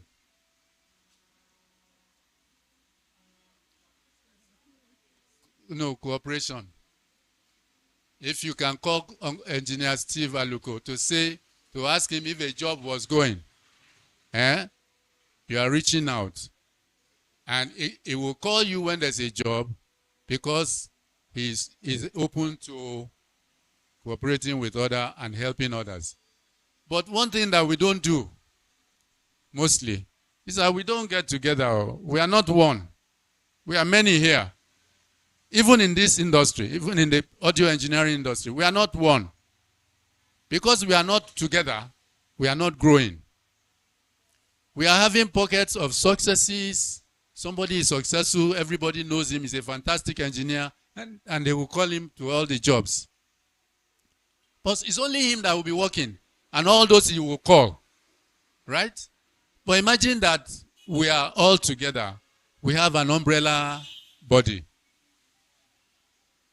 An umbrella body where we all hide our heads, which looks out for our interests, which looks out for our welfare, which helps us to enhance our profession, opening up doors of training, more understanding, better synergy, you know, even locally and internationally. That even around the nation, people recognize that there's a body of audio engineers that when they need somebody, all they need to do is contact the body, even if they don't know, they didn't know. So they will not be asking around. Today, people are asking, please, we want to buy this thing for our church. Do you know anybody? Unless they have met somebody in that church, know somebody who did something in the one church or the other. Whereas, if there was a body that is together, that is solid, that everybody is aware of, or they can go online and check body of audio engineers, www.whatever.com, and they see. You go from there, you see the office, you see the phone numbers, you see the website, you see the email address, and you can send a message and say, we are looking for so. We have this project in Kano. We are blah, blah, blah, blah, blah. That's what we don't do also. We are not getting together. That is very important. This is why we are lacking also. So, I think that those are areas that we need to be, because in doing all of those, we can sustain ourselves better. We can sustain our jobs better. We can sustain our industry better. We can grow bigger and better. We can train ourselves more. We can earn better respect from all the society. They have a society of engineers. Those engineers are civil and electrical engineers. You will not go there and find a member of that engineer body to be audio engineer. No. So that means that we are lacking in that area. Nigerian Medical Association have their own. Even Musicians Association have their own, even though they are in helter-skelter, but they are still there. The world knows that there's a body called P-Man. Do you understand?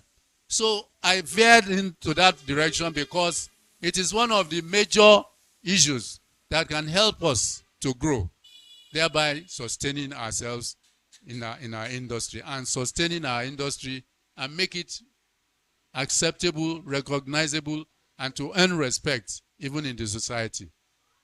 In closing, I would like to share one experience. Many years ago,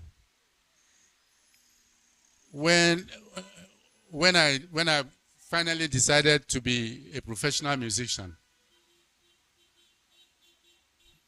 I realized that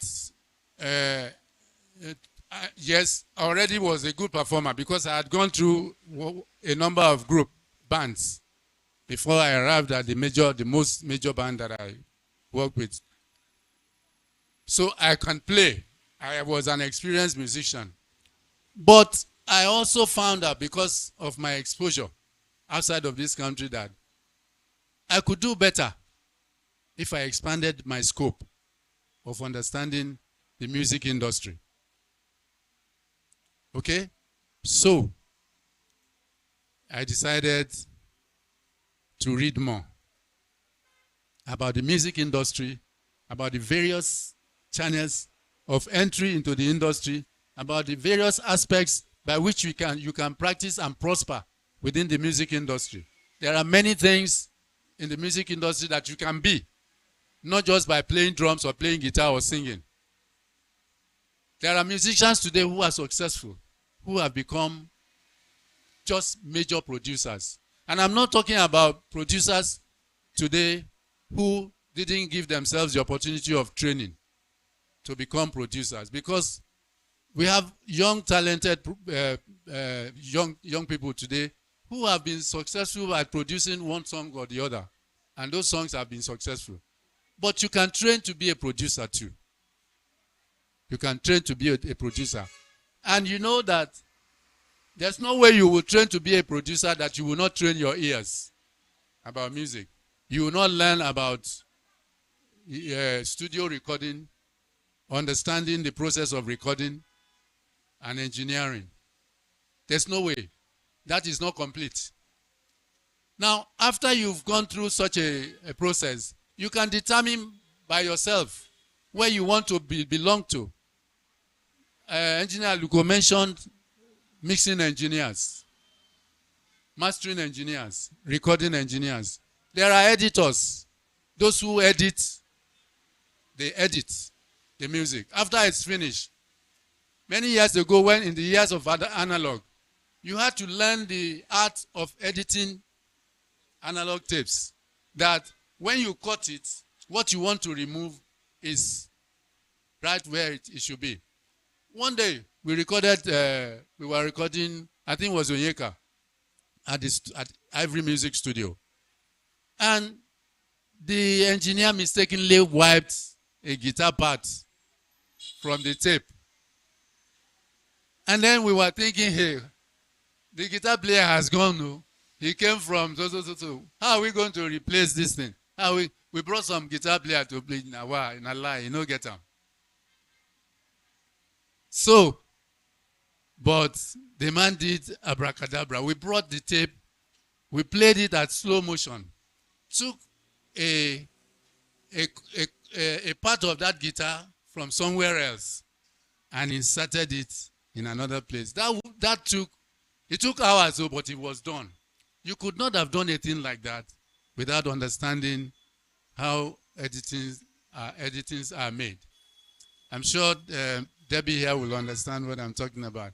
If you've gone through the process of analog recording back into, even in digital, do you not edit on wave? For those who understand, can you not edit on wave? You edit wave now, Abi? When it's wave, you can, you can expand it, you can cut something, and that's what it is. Some people, that is their main job. And when they do it, you'll be amazed.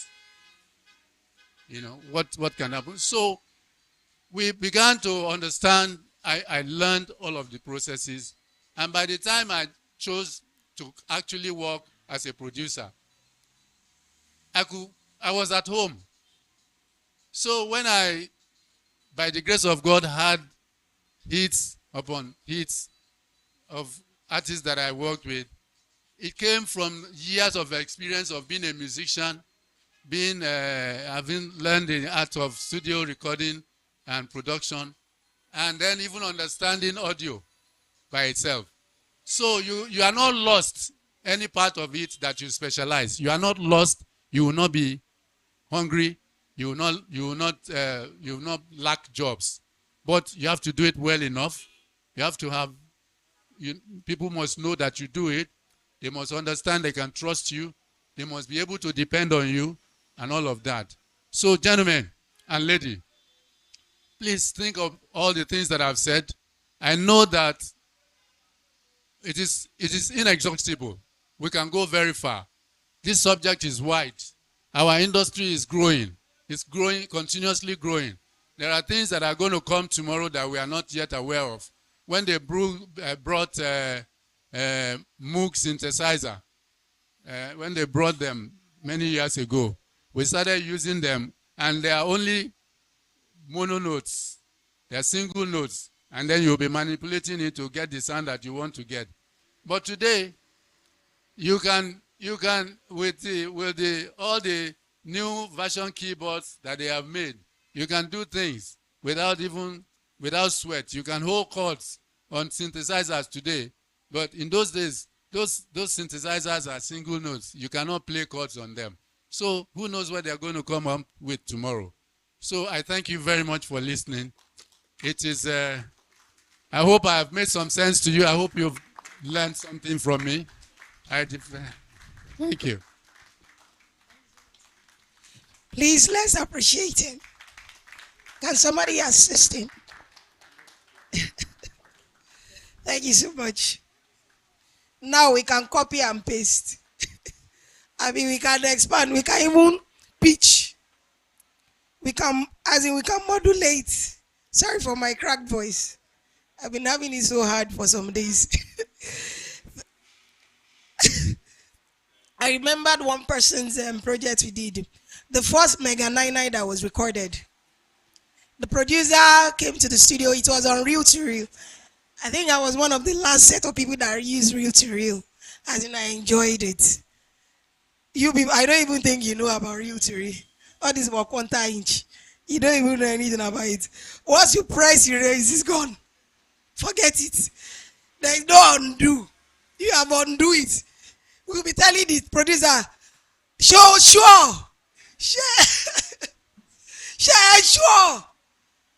sure. But if I want to price it, I am pricing it, I want to price it, it is gone. And that was how the producer came. We just finished recording Mega 99. The first morning, I was part of the recording. If you look at the end of the music, you hear Debbie. I was one of the recording engineer. And the producer now came back in the night. And I said, I want to record. We're like, bring your reel to reel. He did not know that it was the Mega 99, the first ever entering the studio of Mega 99. The first, his money is the first one now. Ori Lori Share, that was the first song. And that was how I said, Share, sure. Are you sure? We are pressing it all. He said, wipe. We wiped it. He did the recording. And in the morning time, as in the mixing session of Mega 99 came, he brought out the same reel. So it's another song that I was singing. It was like, where is the song? He said, like, Julie King, this is the real you brought that night. So he said, yeah, nothing to be done. They had to beg. We begged for studio session. During that time, a chorus was 45,000 naira. He was begging us for 2 free sessions. We need 4 sessions. 45 times 4. Mega 99, we begged Mega. He had to go to beg Mega 99, the band members and everything. And we started again. Ori Lorishe, and it became a hit. So that was the making of Mega 99 song. There is no undo that time. Otiloni, it has gone. So today's lectures has been so, as in, don't let me talk about it. How do you feel about today's class? Studio guy, live sound guy. How was today? By their faces, you will know them. That's the studio guy, very fresh, uncut. Live sound, you can see the face. And you're fresh too. But you can't compare. He's also okay, system integrator. Okay, you're an IT student. He looks like one. I mean, a broadcast guy. You are broadcast. Yes, he looks like one. You see, I can't pick you guys out. Live sound. Live sound. Yes, you see, by their faces. So, it's our time for question and answering. We are bringing all the 3 facilitators. So, roll out your questions. Online, roll out your questions. Please join me. My voice. So we are going to bring out the 3 facilitators out. Please, someone should help me. Okay, they are here already. Or do we need a resting chair? So please, let's call them out. Engineer Osagie, clap. That's why we are here. We are not asking for money. Clap.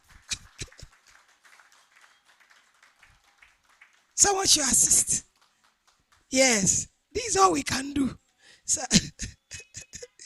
I mean, so who is the person that is going to assist Engineer Uncle Laolu Akins? Sir, come forward. Somebody, I need entourage. You are too fast. Sir, sit down, sir. No, they are just sitting down. And the last but not the least, our familiar man, our Baba all the time, Engineer Steve Aluko. Over to you, Simi.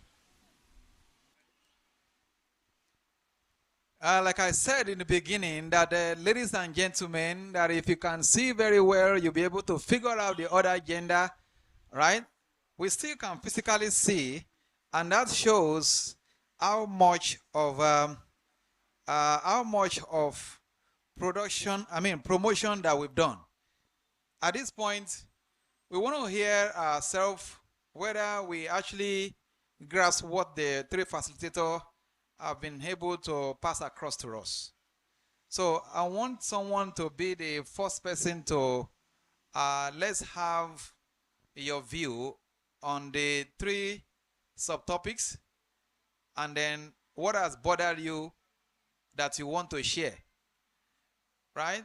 Like they said in the wedding service, you better say it now or you hold your peace. So it is a privilege. Let me have us, because we have a short time. Who is starting first with your questioning?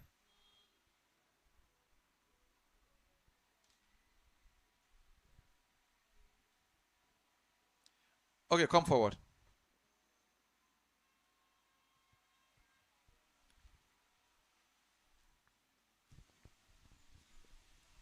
Good afternoon, sirs.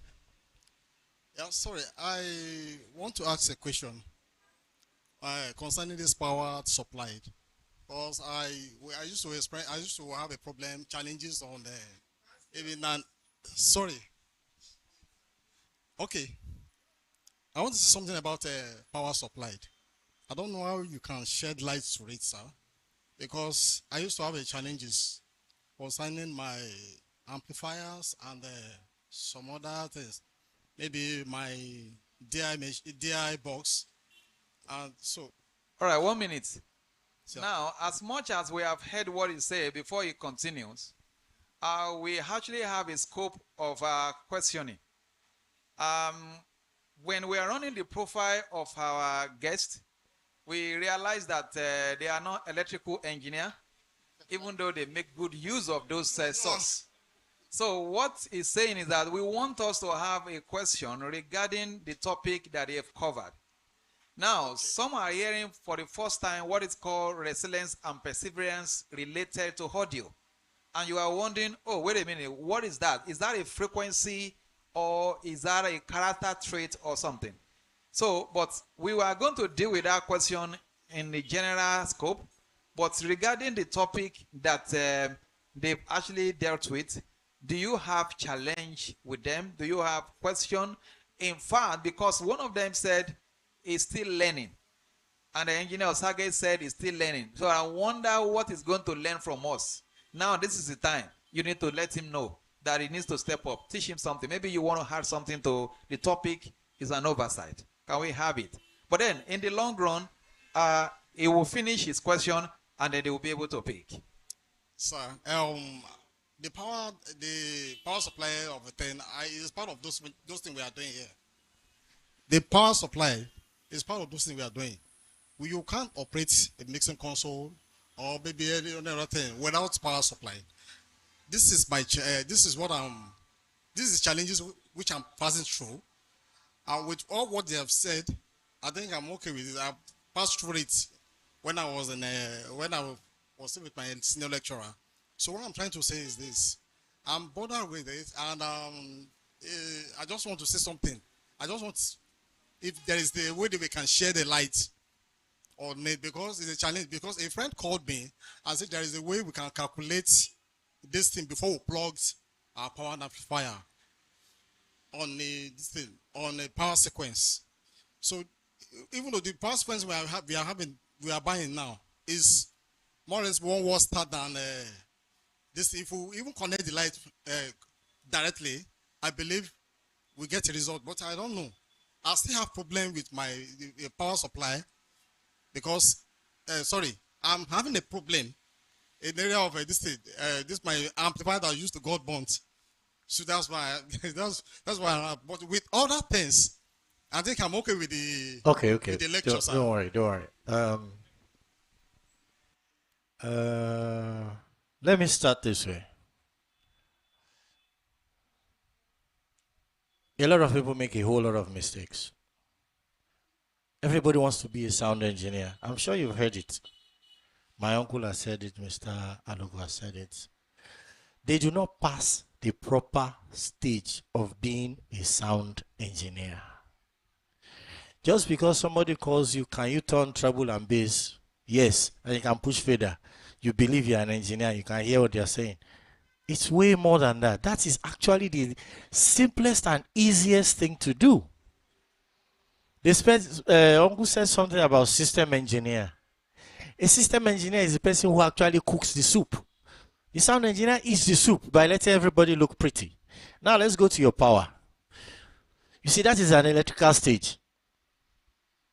It's not all sound engineers that actually know about power. But do you know what? What concerns you as a sound engineer is what is powering your gear. How to power your gear. You are not supposed to be an electrician. But you need to know that at this stage, I need so voltage. Once you have it from the electrician, you can plug. Now, a whole lot of people forget amperage when it comes to power.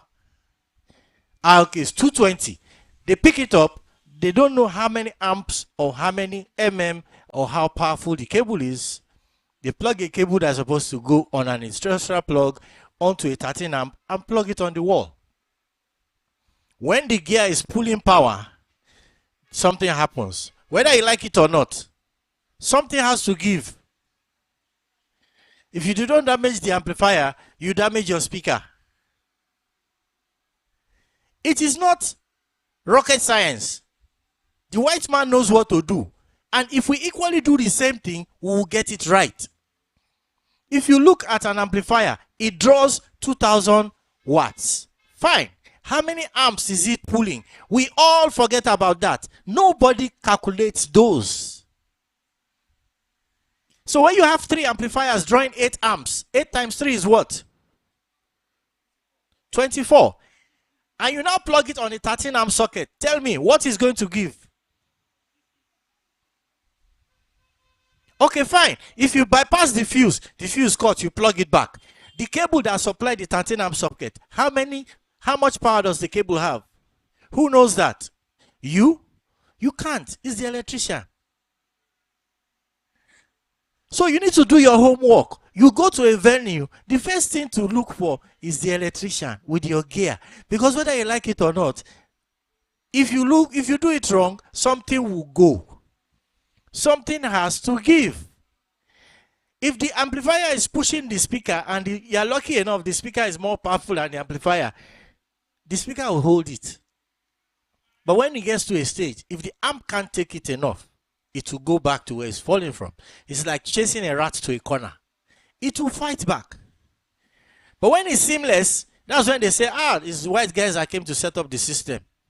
It's working fine. No. They just did the right thing. I hope it answers you. Let's put our hands together if you want to say. For our viewer online, I have understanding that some of them might have a question. Just send a chat to us with your question, and then I'm very sure our facilitator will be happy to answer your question. So I call on that pro at the back there, please.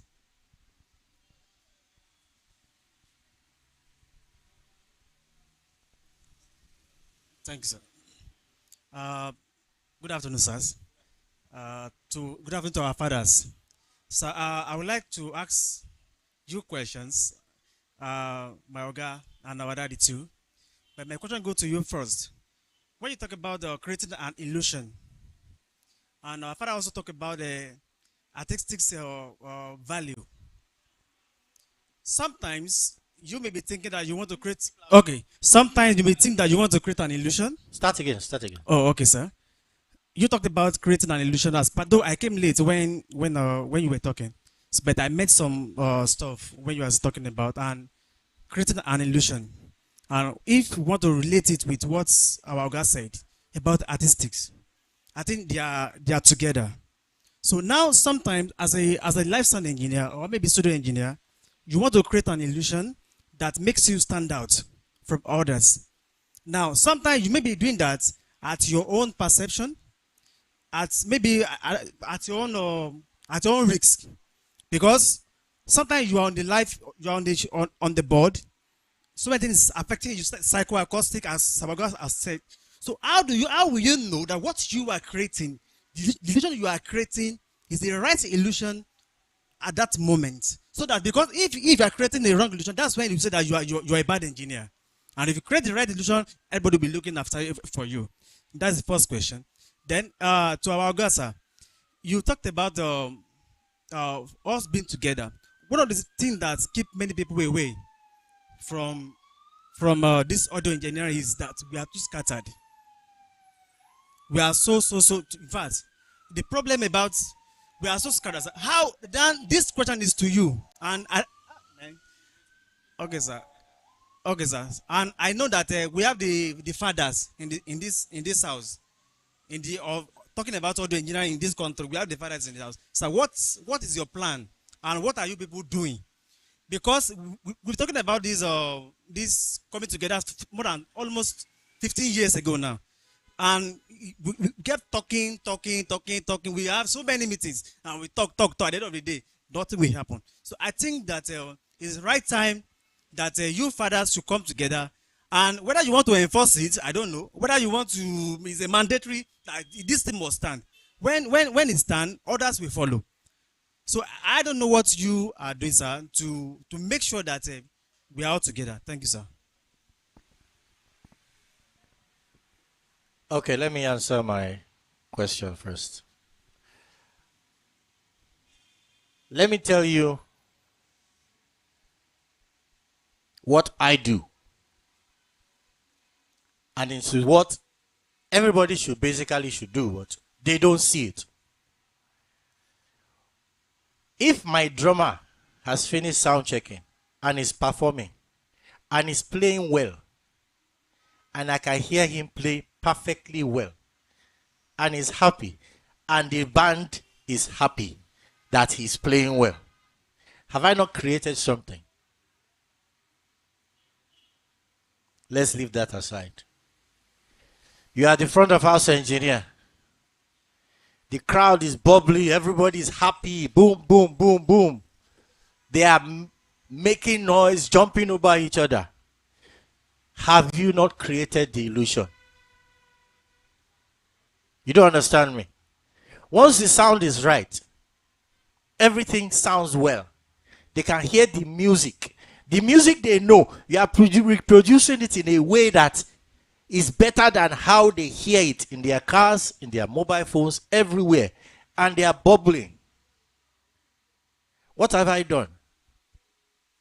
Have I not created something new? Let me use a church, for instance. The church is playing. Pastor shouts hallelujah in the front. The last person shouts hallelujah at the same time with the person in front. Have you not created an illusion? It means everybody is hearing the same thing at the same time, and everybody is listening at the same time. That is your primary job. It's not that one side of the sound is bad, one side of the sound is not good. Or, you understand what I mean? If everybody is not hearing what you are doing as a sound engineer, you really are not working. Because whether you like it or not, you cannot say that it's only you that will work in that space tomorrow. Somebody else will come. But whatever you did that made it happen will forever be in their minds. It has stuck in their own, they are taking it home. But you are doing what? Okay, I'm going to look for another one. Are you okay with that? Or you want me to go deeper?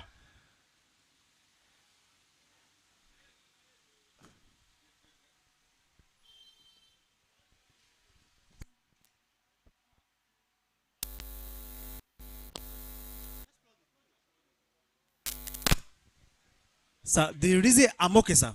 Perfectly okay. The reason why I asked this question is that I've been under his tutelage for some times. And for several times, I've been telling us that actually there's no bad sound and there's no good sound. But what is acceptable to people?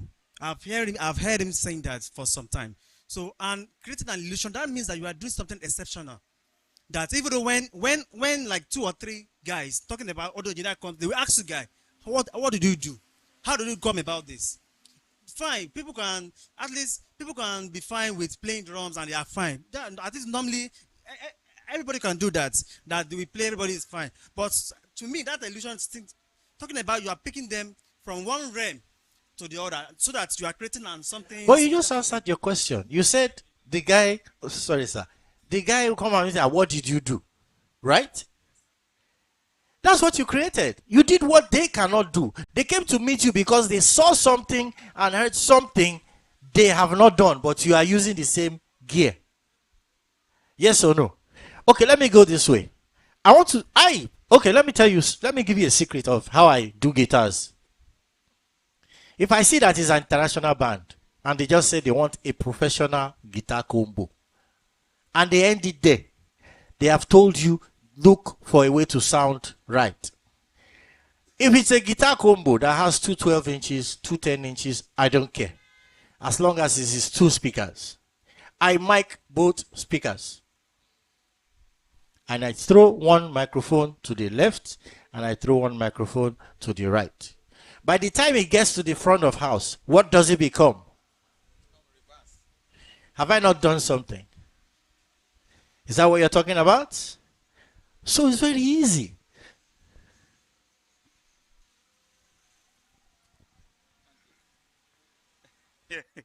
Let me quickly say something about what you say. Now, there is always this word that I always say, that in space, sound exists in space. There are no good sound or bad sound. It is in our perception that we discover or we interpret one sound as good or bad. You understand now? But like I always say, now, a sound of a gun. When we started hearing the sound of a gun, where it's supposed not to be. You understand now? It creates what? It creates fear. Do you get it now? But to a soldier who is used to it, do you get it now? It doesn't create any fear. Unless it's in a situation where it does not have to really happen. But if we stand inside of him running away, he wanted to look at it, where is it happening? But we don't want to look where it's happening. Immediately we hear it, because it has, in our emotional interpretation, it creates fear. But we cannot be hearing the sound of music, drumming, trumpet coming out, and we started running away. You understand now? It is pleasant that we have. Now, the word that, as an audio engineer, we have what to call acceptable parameter to judge or to evaluate sound quality output. Are you getting me now? This is where the illusion is created. The sound quality output. What is acceptable as good sound to me, you understand now, as my own perception, must also be acceptable, because we have the same evaluative parameter that we can use to judge sound quality. We are not judging sound itself. We are judging what we have done. You understand now? Through our technology to the output of what? Of that sound. A sound that is emanating from the loudspeaker must have gone through some stages before it comes out of the loudspeaker. So if you really wanted to do it now, you will know that, okay, if you are, like I always talk about reference and memory, that you must have a reference of the natural sound to actually evaluate what is coming out of the loudspeaker. If you don't have the reference of natural sound, something like that, you cannot evaluate maybe that sound is actually good quality or not. And that is where our listenability, that is where we create illusion. People hear sound. You understand now? But we listen to sound. I mean, do you get it now? We listen to sound. We don't hear sound. We listen to sound. And that listen to sound, we evaluate it critically, analytically. Those are the areas that we. So for us to actually say, okay, this is what we get. That's what I say for you. If your colleagues hear some sound or listen to a sound quality that you have produced, and they ask you, how did you do that? You created an illusion. But if they ask why, something is wrong. There's difference between how they want to learn something. You understand now? Are different from why. That means something. I always say myself, I always say my students, you understand now? You stop hearing, start listening. I even told them that they should not listen to music. They should listen to the mix. That is where they can learn from. They should listen to the mix. And when you listen to the mix, you evaluate. I mean, you know what this person has already done. Knew that, oh, you want to learn from. And that is what it is that we are talking about. As we have some acceptable parameters. If we are all perceiving, because in audio engineering, we don't use word hearing, or we use perception. You understand? Perception is what we call creative listening. That's what we call, that is how we should be able to listen to sound. This is not an audio class, but we know that I'm student, we know what I'm talking about in that area. So you know that illusion we are creating is that you can have a negative illusion or a positive illusion. The negative illusion is this. Let me sound an example. I was on an argument. In live sound, is it good to pan in live sound? You are in the live sound, you understand now? You can create a negative illusion in live sound when you pan left or right. Because the set of speakers here are already serving set of people here.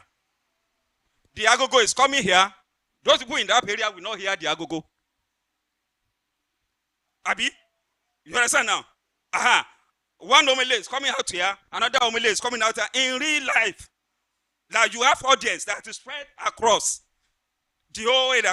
Now, I mean, you know, the idea is that you should have an illusion, an image that the sound is not actually coming from the loudspeaker, it's coming from the stage. That is the essence of binaural hearing. Both sound must actually revert. If you started panning one hard left, the other one hard right, you understand now? And you have almost a set of speakers that is almost about 30 meters apart. And you have audience spread from the 10 to 15 meters away from that place. Those people on this side will never hear that homily. You get me now? And they'll be seeing that homily on the stage, but they will not hear it. You are creating a negative illusion in that sense. I hope you get it now. Thank you.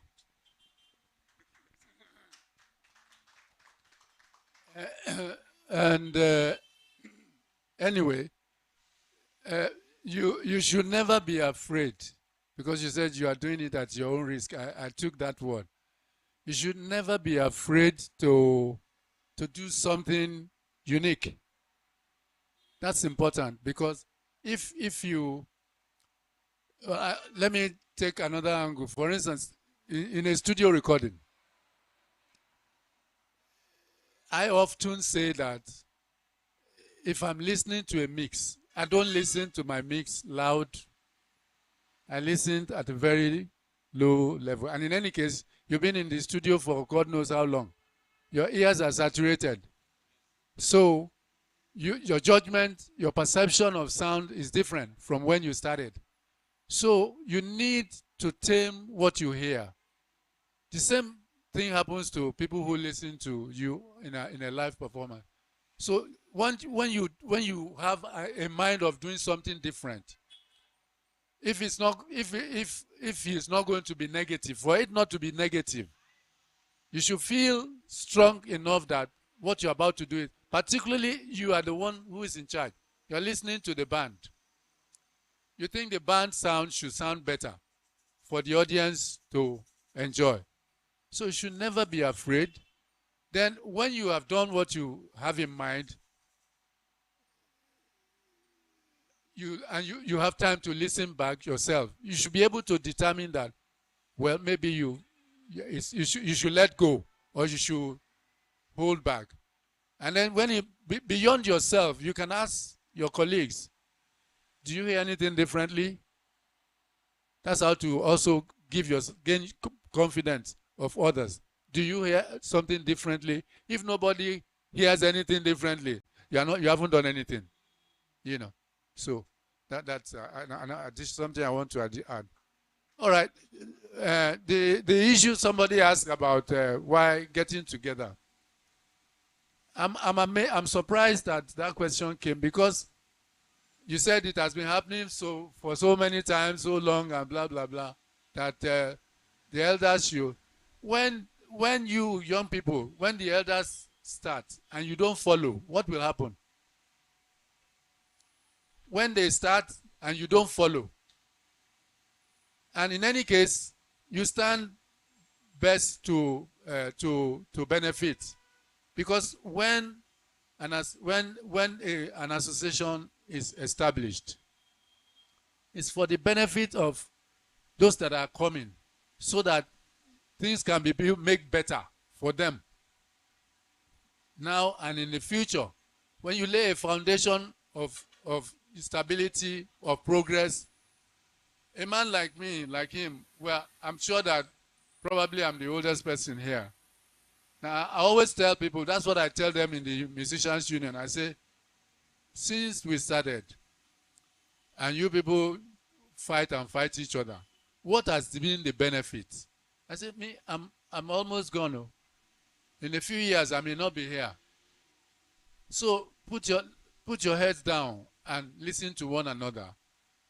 And the issue about getting an association together is that only a very few people can establish something and make it solid. All the rest need to do is give them support. That when they look back, they know that people are there following them. But when they call and nobody follows, what confidence do they have that when they do anything, anybody will take it beyond where it is? If somebody starts a body and tomorrow he's no more, who takes it over? Who carries it on? That's the essence of followership. So when people start, when people call, you must answer. And if you don't understand, ask questions. People should never be afraid to ask what they don't know. You only learn by asking. So ask questions about, oh, what is this thing about?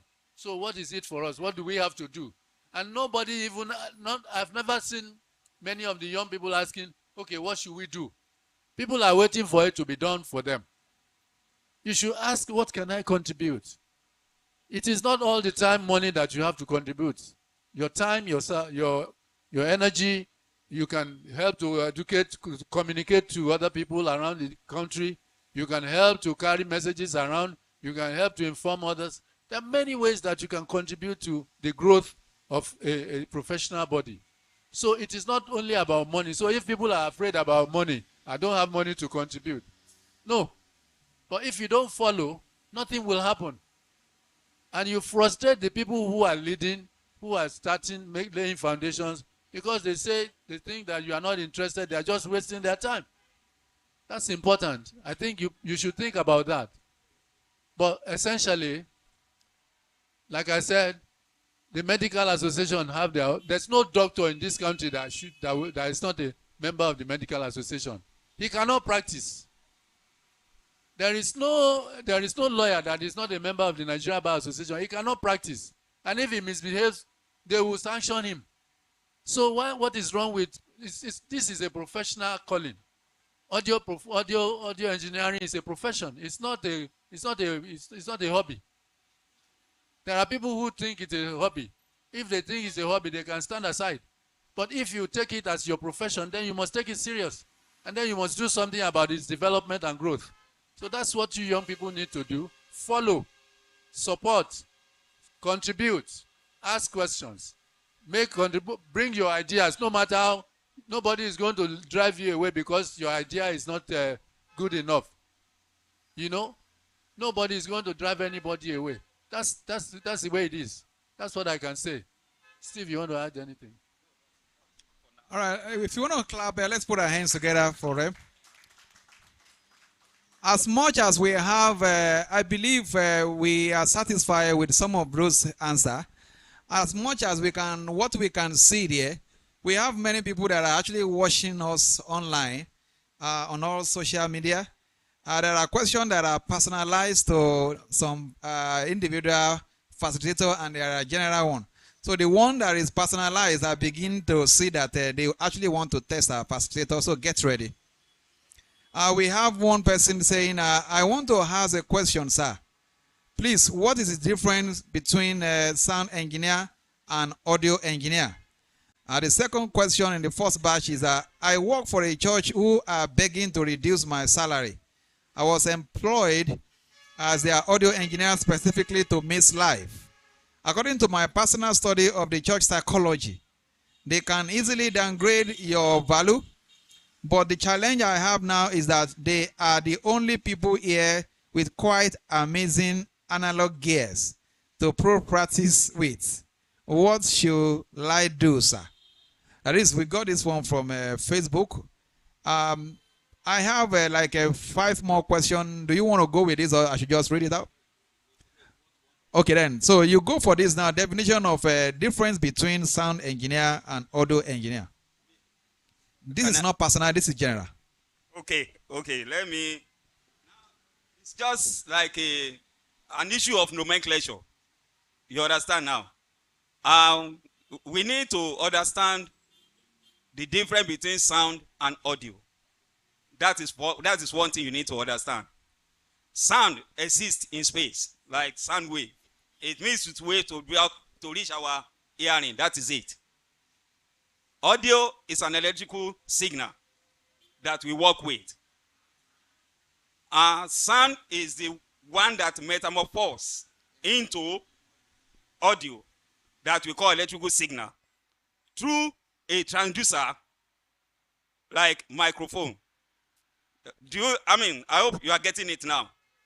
Now, without sound wave, there cannot be audio, which is called electrical, because this device I'm holding is a transducer that actually changes sound wave into electrical signal. So that is the difference between sound and what? And audio. Now, the engineer part of it, or we call it engineer part of it, that is added to it. No, sound engineer is what we are used to as a name. But technically, we cannot engineer sound. The only thing that we can do to a sound is to capture it. With what? With microphone. That's all. Now, for example, as I am talking to you, now, you know, you actually, if I have to move this microphone halfway now, where you are sitting down, can you increase my level? Can you add effect to my level? Can you process my voice? Huh? Because what is actually reaching your auditory perception is what? Is a wave of sound that's actually moving. Now, if I have to use this, and with that processor that is there, the process mixing that to there, you can do anything to it. Do you get it now? That is what, because you can do anything to, because it has already turned to what? To audio. So that is how the difference is. But we can be using it for the issue of what? Understanding. To know this is what we are, this is what we are. We don't call our industry sound industry. We call it audio industry. And that is just real. So it's a matter of nomenclature. But what we do is understand it that we cannot engineer sound wave. We can only capture it when it turns to electrical signal, which is we call audio. That is where we can actually manipulate and do anything to it. Thank you. Thank you so much, sir. All right. I want to. The second part of it is that there is a professional that is working in a church. It seems that they want him to reduce his price, and then he wants to know what should he do. It's very simple. You know your value. You know your value. You know what they are. You know what they are paying you for. And trust me, they need you. It's not you that need them. So, it's your decision, not our decision. I cannot tell you what to do. I know my value. I know my worth. I charge my client as it is. It's because you are afraid of taking that bold step. If you are not afraid of telling them, do you know what? I cannot go below this. Explain your reasons. Don't end it at figure. No, you can't pay me less than 20,000 naira. Why? No, I can only collect. No. But if you tell me, guy, you see the 20,000 naira you're paying me, it's even too small. I should be charging you 50,000. I am mixing. I am setting up. I am also recording. I'm doing 3 months job at the same time. And you're taking care of the equipment. The key is with you. If anything gets damaged, you're the person they will call. So if you do not have a reason to tell them why they are paying you what you are paying you for, come on. It's very easy.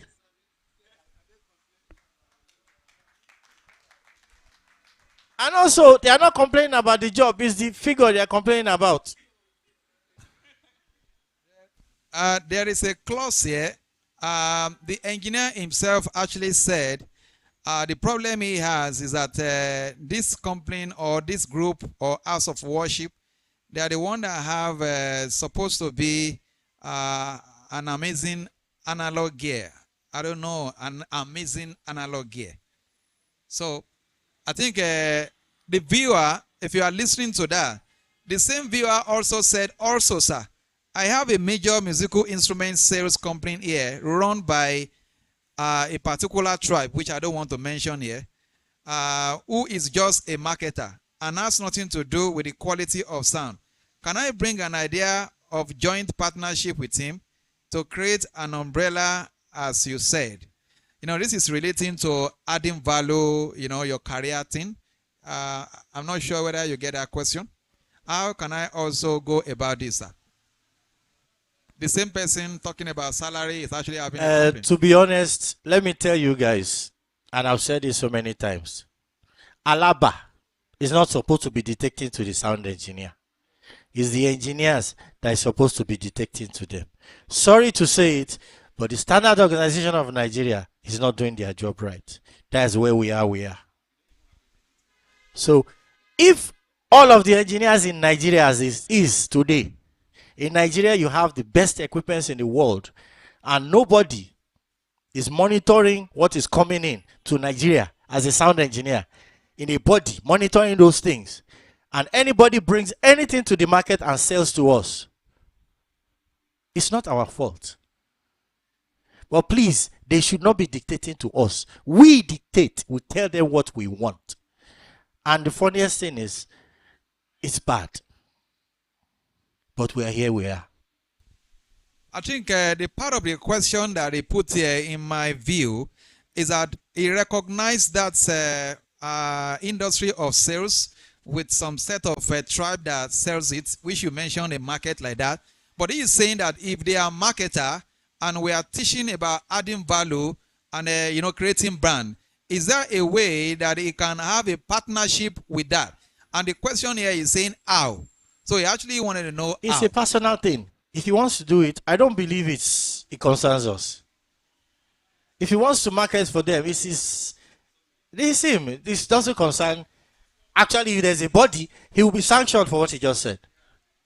He actually could go to jail. So it really does not concern the general body. It's a personal thing. Okay, I have another question here. This person has his name, but because we've not having any precedent of mentioning names, he directed this one, Engineer Osagie. As a mixing engineer during a concert and you have only one console, in this case, analog console, how do you work smoothly without causing distraction during the event? It's very simple. If you have done sound check during the show, you are relaxing and enjoying the show.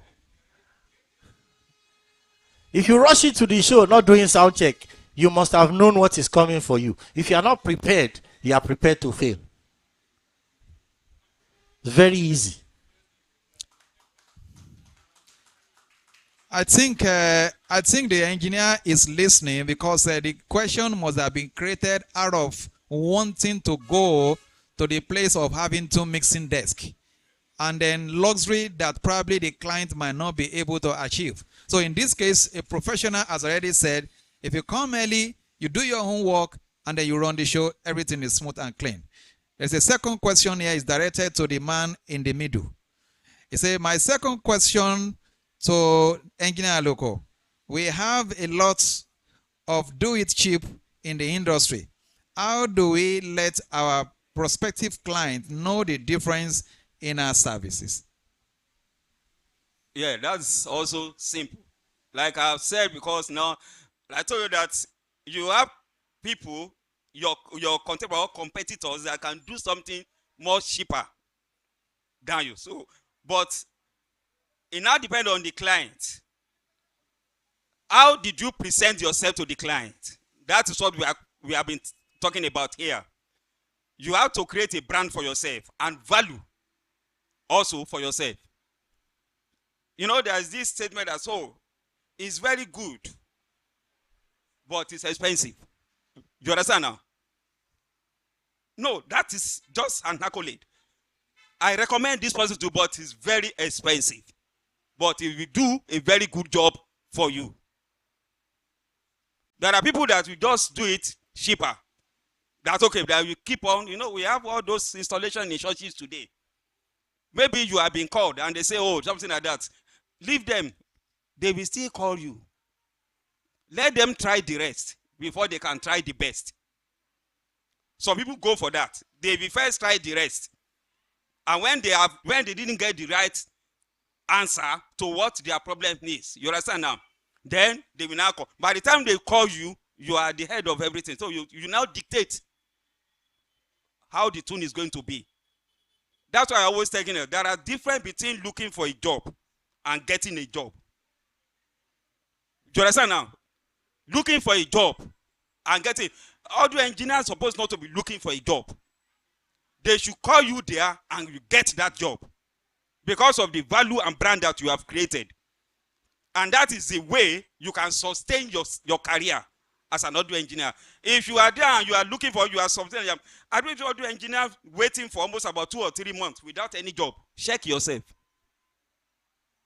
You understand now? Check. You must be selective of what you do.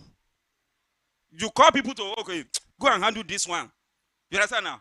Go and you have the power of a teamwork. Like I told you, have the power of a teamwork. Mostly, if you have an installation, can you only do the installation? Even starting from purchasing the equipment, like we are talking about, ask somebody that will tell you this is what I've got to do. Most of the time.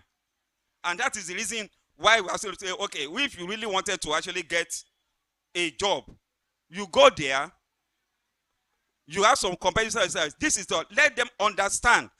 This job has to do this, has to do this, has to do that, has to do that. You understand?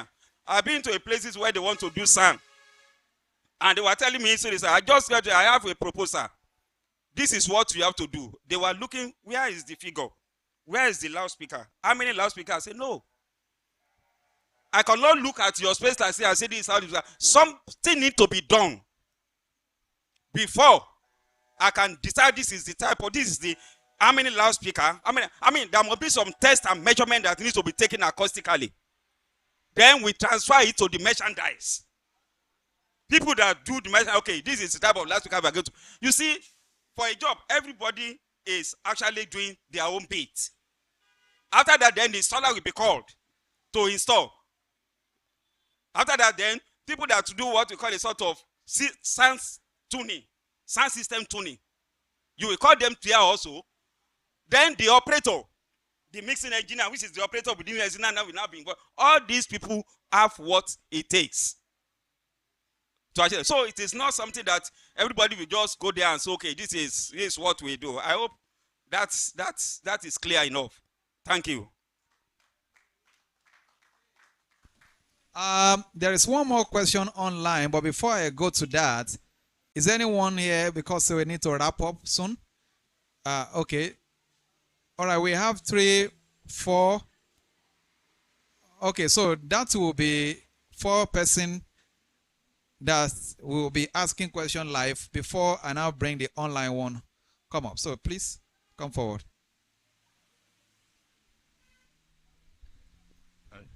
Good afternoon, sir.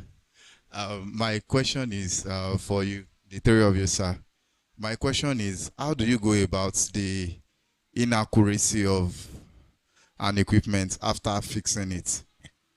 In terms of the power rating, or maybe the specification is not right. Okay, when that young man asked this question, were you listening? You listened. You heard us talk about power.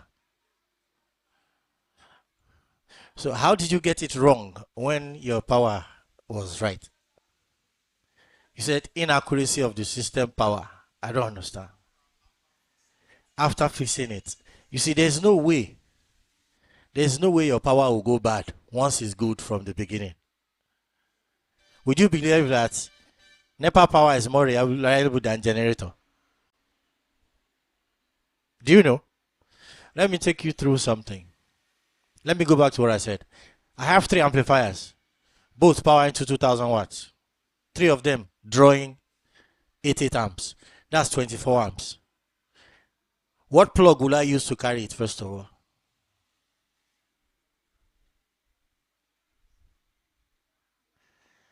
Eight amps times 3 is 24.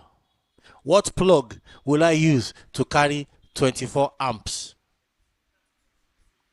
Thank you. Once it's right, you see, it's like air. Once there's nothing in its channel, it is going. Power is supplying your amplifier. Your mixer is supplying signal to the amplifier. The amplifier is supplying power to the speakers. Does that answer your question? Okay, restart. This is my question, sir. My question is, in a case whereby let's say your sound equipment is faulty and you give it a repairer to fix it, like the inaccuracy that comes after fixing, how do you like? It's how totally do you go different about from it what I heard before. How, like, from your Okay, experience? now I understand. From my experience, I don't rewind speakers. I will only do it with one person because I've known the guy for over 25 years when we could not buy drivers. So I know that if he gives me 8 ohms, I will get 8 ohms. You go to the market, nowadays they sell complete. You can buy the complete cone and coil. Put it inside. I'm talking about speaker, I'm not talking about amplifier. If you check the ohm and it's correct, if you are lucky enough for him to use the exact coil, you are getting the same power. Now, if it now becomes an amplifier, for God's sake, you have heard the amplifier before. You know what it can push. By hearing it, even with the power it draws, you will know that it is on the same level. These things are components. Forget that they are fakes. They are original fakes. You will know immediately. Because it is like your shirt. You know how it fits you. If they take in 1 inch today, you will know tomorrow. As a sound engineer, your basic tool is your ears first. You hear it and you feel it, then you know that, okay, it is what I want. But some people don't go that route. They just send it to the repairer, fix it back. 2 months after, it is going back to repairer. What happened when he used 3 years before it got spoiled? Thank you. I hope you are clear now. Okay. The next person. So I have 2 more live. Good afternoon, sirs. Thank you so much for this great outing and the opportunity to meet with you all. Uncle Laolu, thank you. Mr. Aluko, thank you. Osagie, we appreciate you, sir. Actually, I came quite a bit late when Mr. Aluko was about rounding up. But there is something that is plaguing us today. I come from the present generation, but where I'm coming from is I had people around me back in time that, you know, you bring up an LP or a vinyl and you will see Mr. Laolu played the drums and he did drum tracking. Mr. Engineer Osagie mixed the song. Mr. Aluko played the guitars. You know, there was synergy in your time. There was so much synergy. I looked at a whole lot of records. You will see Fela played for sax for another person. That person came to play again in his own, you know. And it's something that is not happening in our time. There is no synergy in our time. I don't know. Is there something that, apart from the structure of having to create this engineering society and all of that, is there something that, I mean, probably the rest of the people on your team or in your own time have probably, is there a place they've made a mistake and what can be done to correct that? Because I engineer for an artist, I'm his technical director, and we did a project in a certain studio, and you know, young boys there, barely in their 20s, 23, were like, that guy, you know, Sabi mix, you know, Sabi this. I mean, and they didn't come to me. They were in the same room with me, you know. And there's this level of hatred and ego, ego, you know, that everyone is carrying around. Please, what did you people do that we are not doing right? I will still repeat it, sir. You will see a Majek Fashek record. Fidelis Bateke played. Mr. Laolu played drums. Uncle Julius Elong mixed, and he still play keyboards, But it's no longer happening. What are we missing in our own time, please? Thank you.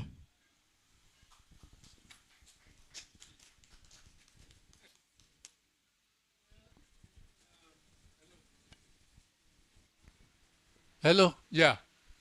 I think it is very interesting, the question you asked. And it's a very serious matter. Very, very serious matter. But I think it has to do with it's a generational problem. That's number one that I can identify. Then also, this is a Nigerian problem. If you look across our country, there are, except for politicians, and you can also see the disarray amongst them when they don't get what they want. When one person does not get what he wants in one party, he's jumping ship to another party where he can get nomination and all of that. It's happening right now. That spirit, me, myself, and I, spirit, it has entered our lifestyle that it's a very difficult thing to remove. But I think the young people of today owe it to themselves. They owe it to themselves to find the right working spirit. Because in any case, there is nothing in our industry. Name it. In life, generally, there is nothing one person can do alone. There is virtually nothing that any one person can do and do alone. Do you understand? So we need to understand the reality of life itself. That look at my hand. Just look at your own hand. It's 5 fingers. Each hand with 5 fingers. God Almighty, when he made man, if he wanted to put 1 finger for it to do the work that the 5 fingers will do, he would have put 1 finger. But God, in his wisdom, put 5 fingers on each hand, gave us 2 hands, same 2 feet. That in itself is enough to tell us that by ourselves individually we can do nothing. But by togetherness, synergy, cooperation, and humility. Humility, no matter who you are, what you know, where your position is in life, you cannot still not do anything by yourself. You have to carry other people. There must be people who will assist you and support you. And the benefit of that is that you achieve better results. You mentioned all of those recordings. Unfortunately, technology is not helping us also, because today you find that with a laptop and a sound box and a keyboard, one person can do so many things. That has given people the false impression that, oh, I can do it by myself, I can make a hit and all of that. And the end result of that is that you find conflicts all about. Conflicts. Or if you don't find conflicts, you find pocket successes. A kind of success that never goes beyond 1 or 2 people. It doesn't spread. So we have a group of young people who are talented and gifted but not successful because they are not working together. Whereas with working together, I'm used to, let me give you an example. When I was going to record Shino Peter's first album, Ace, I had listened to the band live at the Stadium Hotel many, many times. I would just sneak in and sneak out. They didn't know I was there. But when I got the job to produce the album, I rehearsed them for about 6 weeks for that album, just to go to studio. We were rehearsing for 6 weeks. One thing I found out is that Shino, as talented as he is, had a fantastic band behind him. Those musicians in Shino's band at the time were themselves the Afro Juju. Do you understand me? So without him and without them, there would have been no Afro Juju. I can tell you that because I worked on the album and I worked with them. And it's so interesting that when we started rehearsing, the attitude, the drive, the spirit to contribute and make the thing sound better was so alive, was so hot and warm that nobody else could have done anything differently. But look at the success of the album. So from playing on stage to rehearsing to going into the studio, there was one mind with all of the people to succeed. That's how you succeed in life. That's how people succeed in life. So we need to get it right. That is reality. So young people, I beg you in the name of Jesus, find a spirit to work together. There is no tree that no one tree that makes a forest. Even on the tree, you find branches. That tree that's standing there, look on top. Branches all over the place. So please think about it. That's the magical. That is the secret. Togetherness, we rise. Thank you. Before you drop, sir, there's a question that is directed to you. Sir, Engineer Laolu Akins, sir, kindly share with us few tips in getting a good production for mastering stage. We are running out, but we need you to do this, sir. Well, it starts from the very beginning of the job. I mean, when you are doing when you are recording an album, when you are making a record, you start from rehearsing your music, from rehearsing it right, preparing it right, and when you start in the studio, what you put in on the recording, what you put in is what you get out. So you better put the right thing from the very beginning. Now, if you don't lay your tracks right, there's no magic you can do in mixing and getting a good job. No way. So you lay your tracks right, discipline in what you are doing. Don't overplay. I'm the best drummer and does not count in recording. You play precisely what you are supposed to play. And you put the notes where it's supposed to be. Particularly drummers who tend to throw themselves around all over the place. And I'm a drummer, as you know. You put the notes where they belong. Whether it's tom-tom, whether it's snare, whether it's hi-hat or cymbal. You put the notes where they belong.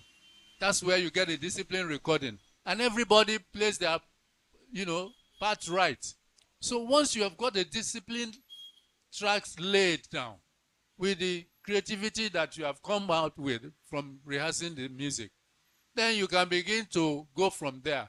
By the time you've finished and you are going to mixing, you have had a beautiful, sometimes you hear a rough mix and you think it's a finished album. That's because it started properly. So when you lay your foundation, you cannot build a house and lay the foundations wrongly. It will get a crack somewhere and it will fall. So you start from the beginning to laying your tracks, to overdubbing, and to your final mix. So when you are doing a mix, you've got all the things in place, and there's no excesses anywhere, and it doesn't affect your creativity. Discipline and creativity are different things, but they are both required in a recording. So not that because you want to be disciplined, you are not creative. You say some people will say, we are not free.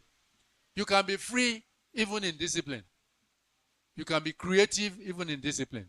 So not that something would bar you from being creative and being, playing some beautiful music. Thank you. Sorry. Yeah, just to add, I think we need to have what is a structure in your own time, sir. You have a structure that we call what we call is a music industry. That we have like a promotion, like we have the artist and repertoire, all those things that we have. Artists don't just go into studio without following due process. That is what it costs. And we have professionals that handle each of these things. But now it is the technology that handles everything. There was an article I wrote, how technology is actually affecting our music production.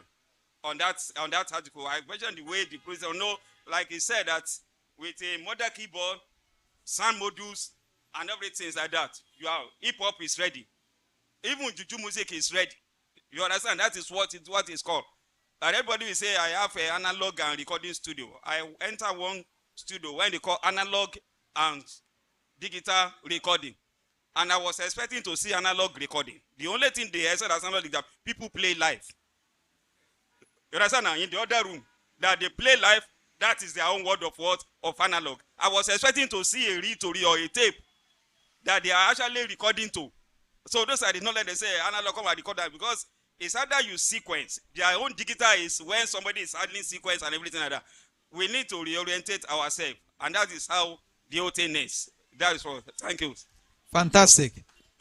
There's more to this. Sorry, let me just add something. Yeah. Okay. Whether you like it or not, you cannot write the word. You cannot erase analog. You are using a microphone. It's an analog tool. The only digital thing is the software. The cable is analog. The knob you turn is analog. So the way we have coined it in this country has unfortunately killed the industry. Like my elder said, everybody has speaker, microphone, they've recorded. Come on, you can't try that in proper environment. In UK here, it's kids that use it for project. Kids. Yeah. But here you see hit albums, you see them record in a hotel. Fine. But the day Nigerians know what is called music, that day, their ratings will drop like from here to 0. Unfortunately, we in the industry, we are not helping. Like somebody said earlier, he wants to partner with somebody. He will sell the speaker to the musician. An engineer will come and connect the wire. Ah, you're a sound engineer.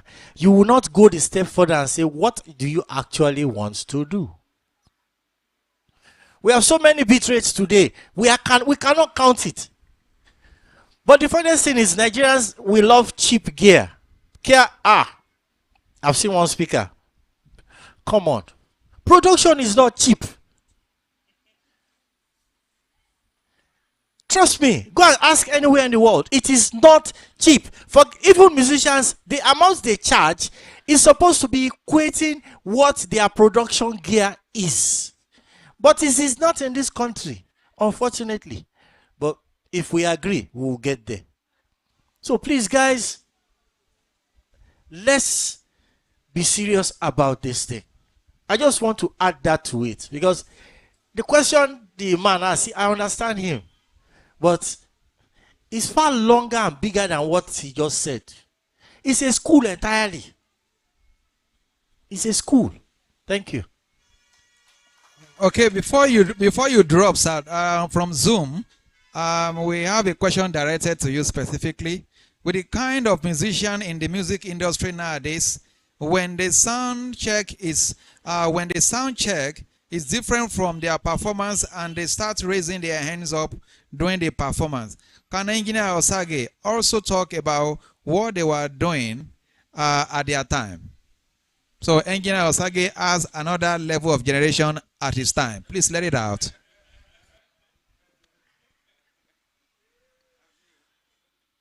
It's very, very easy. Let me use monitor engineer. As a monitor engineer, you have sound checked. You're at this certain level for everybody. But before they sound check, you have sound checked at this certain level. I hope this person is watching me. The level you sound checked is the loudest you can give them. Do not go on stage or switch on the system for them without getting your own maximum level. Because trust me, there is no way your maximum level will be not too loud for them. But if you say because they have sound checked on a lower level, even if you have gotten a maximum level, you have room, give it to them. You are not taking that volume home. The best way to do it, put the speaker in their face. As you're putting it in their face, if it's loud enough for them, the person next to them will tell them you are too loud. Do you understand that? Thank you. Because we are adding value, this seminar is about adding value, creating multiple advantages, opportunity in the industry. We have 2 questions that is coming up. Live streaming, that is another area, not live sound. And then again, it's talking about body. So I'm going to put that one towards the end, why I call up on the live attendees to come and share and ask the question. You?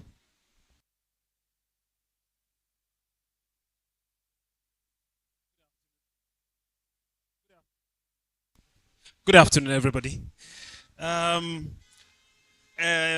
Osagie, basically everything you spoke about here today I can relate with. I think somewhere along the line there was somewhere I lost it. Not lost it based on what you were saying, but lost it on reality. I came into this industry as a result of chance.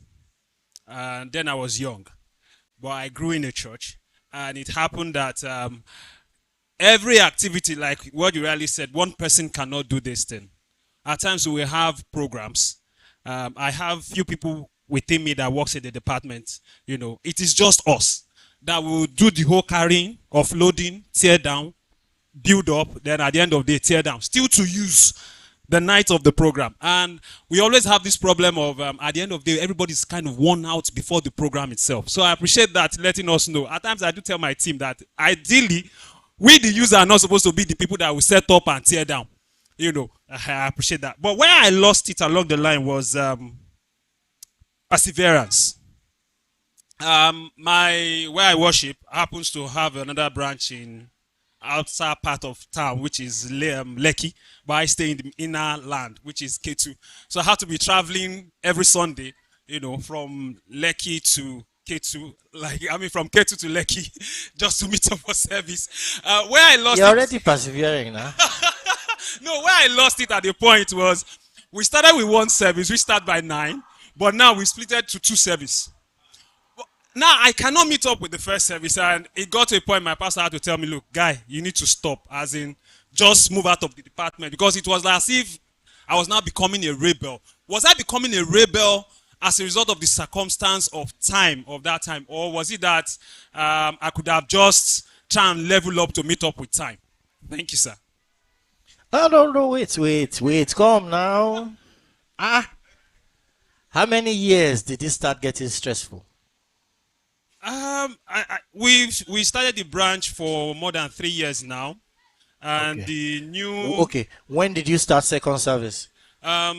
Just 2 months ago. Just 2 months ago. Yes. So 2.5 years you've been doing 1 service. Yes. In 2.5 years, who have you built or taught what to do if you were not there? Now that was the other part, because sorry to say this, my pastor is the kind of person that if I'm not there, he's not. That is psychological. Yes. Everybody has it. Yes, that's why I said. We know. No, sir, where I'm going with this, I trust people about the thing, about this, based on what I know.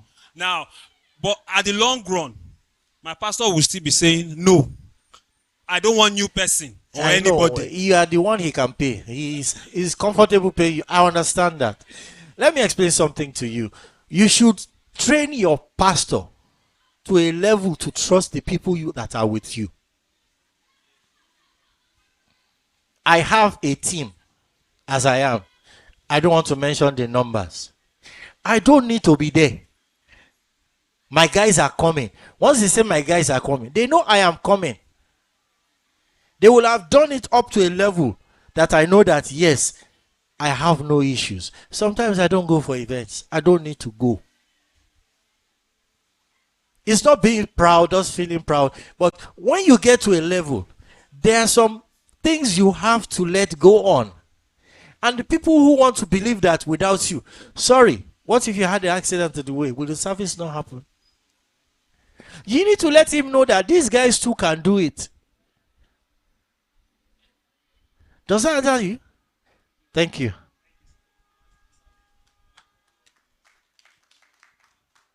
I'm very sure we have learned from that question. You have not learned from it. Have you? Yes. When I say, have you learned from the question, there's a way the head move. When the head move this sideways, say no. When the head move up and down, right, vertically, you say yes. All right. Okay, sorry. There's a question about that was directed to Uncle Laolu Akins about the tips on mastering. They felt that it wasn't answered. Right, sir. They need microphone.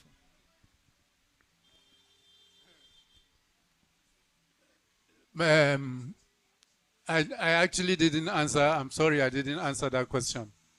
But you know, mastering itself is a totally different kettle of fish. But in record production. And it is a role by itself.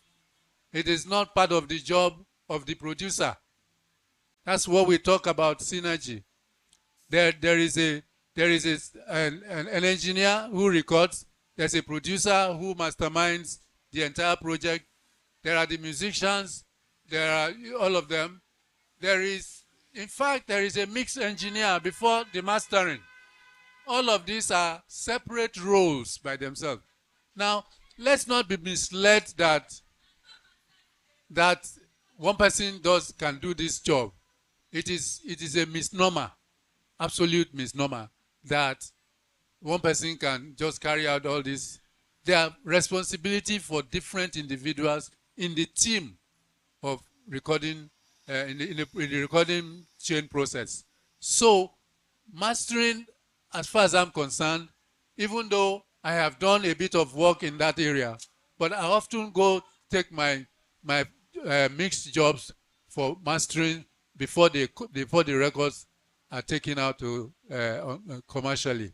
So my process of mastering will be different from, what anybody. Do you understand? So I will not straitjacket, put a straitjacket. Then I will also suggest that if you want the best job, go to a mastering lab to master your works. Thank you. You want to clap? Sorry, just sir. clap. Sorry, yeah. And what Uncle has said is a pity we don't have that kind of lab in Nigeria here. Okay. He said here. Because what it is that, like I said when I was presenting, a recording studio might be in Lagos. You understand? And a mixing studio might be in Ilorin. In mixing studio, you don't see any microphone there. There's no recording rules. If anything needs to be added, they have to take that job back to Lagos. Well, and the mastering engineer might be in Port Harcourt. And there in his own studio, isn't it? We have a lot of loudspeakers that we can actually evaluate how this production will sound in each of these loudspeakers. And his own mastering tools. I mean, do you get it now? These are the things that we need. That is what we are saying. We need to be specialized. We need to be specialized. If I need a job now, maybe an artist approach me, please, I want a production. I know who is a recording engineer. The studio is going to be. Then the studio we have a mixing engineer that is going to do it. So that is how we are going to do it. In order to actually synergize ourselves together. In that way. And what is all is that most of the production that the CD we actually buy now, if you look at that CD, there is no information on that CD again about the production team that does that one. In the old days we see, you understand now? Before I met Uncle Laolu Akins, physically, I've been hearing about his production. Understand now? And when I say, this music produced by, that's when he produced for me, Aragbaye. The Fuji man, what's it called? Ayuba, yeah. And also Shina Peters. But how many CD can you pick out today and you see? The only thing you see is marketed by so and so. The only names of marketers. You understand that? And the photo of the artist. That is the only thing you see. So how will you know? So if you wanted to call, they just put a photo, a phone number to call the artist. You understand now? These are the things that we need to correct. Thank you. Let me just add a few tips to my seniors thing. Um, when you're mastering, you don't face one way. In speakers, you need so many references. If you know you're a mastering engineer and you don't have different references, you're wasting your time. Oh. Trust me, if you buy Genelec, the best one, and you don't have the cheapest speaker that the average Joe will hear, no, you are not going anywhere. Thank you. Okay, these days, if you want to clap, clap. Again, it's important to know that even at the level of mixing, you need those different reference points. I do. I have 3 stages, 4. I have 4 stages of monitoring in my studio. 4. I have the large monitors. Yes, I have the medium-sized monitors. I have the small-sized monitors, and I have the lowest, the remotest. I mean, in fact, the crudest monitors you can find. It looks like a transistor radio. That's what the Malams carry. So I reference my my mixes from the large to the most crude. So to give me the texture of what it would sound, even in the domestic terrain. That's important, and that's not even mastering. It's very important. So when you do your music, it's in stages. Even as an engineer, when you do your music, you must take all of those points into cognizance because they matter. The end product is dependent on all of those steps that have been mentioned. Thank you. Thank you so much, sir. We do hear that whatever you want to ask, whatever you need to find, just go on Google. There are some things that are not on Google. You just need to come to this type of this type of seminar. Now, I don't know where you are going to get this thing written by engineer Laolu Akins. It's nowhere. If you have that copyright here, then you better keep it because somebody might want to buy it as an antique or whatever you want to call it. Now, if you are seeing engineer Osagie live, what he has done or what he's saying now, you probably might not have heard it before. But then, this is it. You don't look over shoulder to get some of these tips and things that they are saying here. You need to acquire it. And you need to be in a structured school so that somebody can impact you. In that way, you can ask questions. If you are online, you do copy and paste. By the time you go to different sites, you will see so many controversial arguments, and you'll be wondering what is happening. Again, I appreciate all our facilitators for this, but there is this 2 questions. This one is saying, what principle can be deployed into live stream when I make use of audio interface? When all instruments been playing, the sound not always audible for online streaming. And after a very nice mix, the man in charge of the live stream refuses to take any input, that is correction, from anyone, including me, in charge of the mixing console. Please, I need your input how to deal with such colleagues. The man in charge of mixing console is asking this question. What should he do?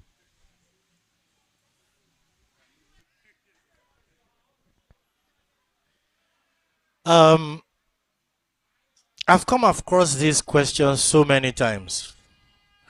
But when I ask them, how is your signal flow? They always get it wrong. When you are doing something on air, broadcast, I'm proud to say that most of my jobs in my entire years of this working in this industry, I've only sent 2 tracks to tape, to broadcast. But nowadays, fine, everybody wants to buy it. There's another person with another mixer. But primarily as the sound engineer, your left and right is your primary focus. If you can hear your left and right and it's okay, take that left and right. If you are going to use a Y cable, if you are going to use another matrix, Send that exact copy to them. If they embellish it, have your own copy ready to defend yourself.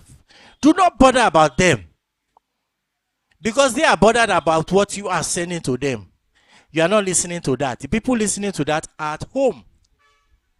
You should be bothered about what everybody is hearing and what everybody is hearing outside. They are looking at cameras and what is coming in. For God's sake, some people will tell you if it does not hit red, it's not working. Come on. Your primary focus should be what is going to them.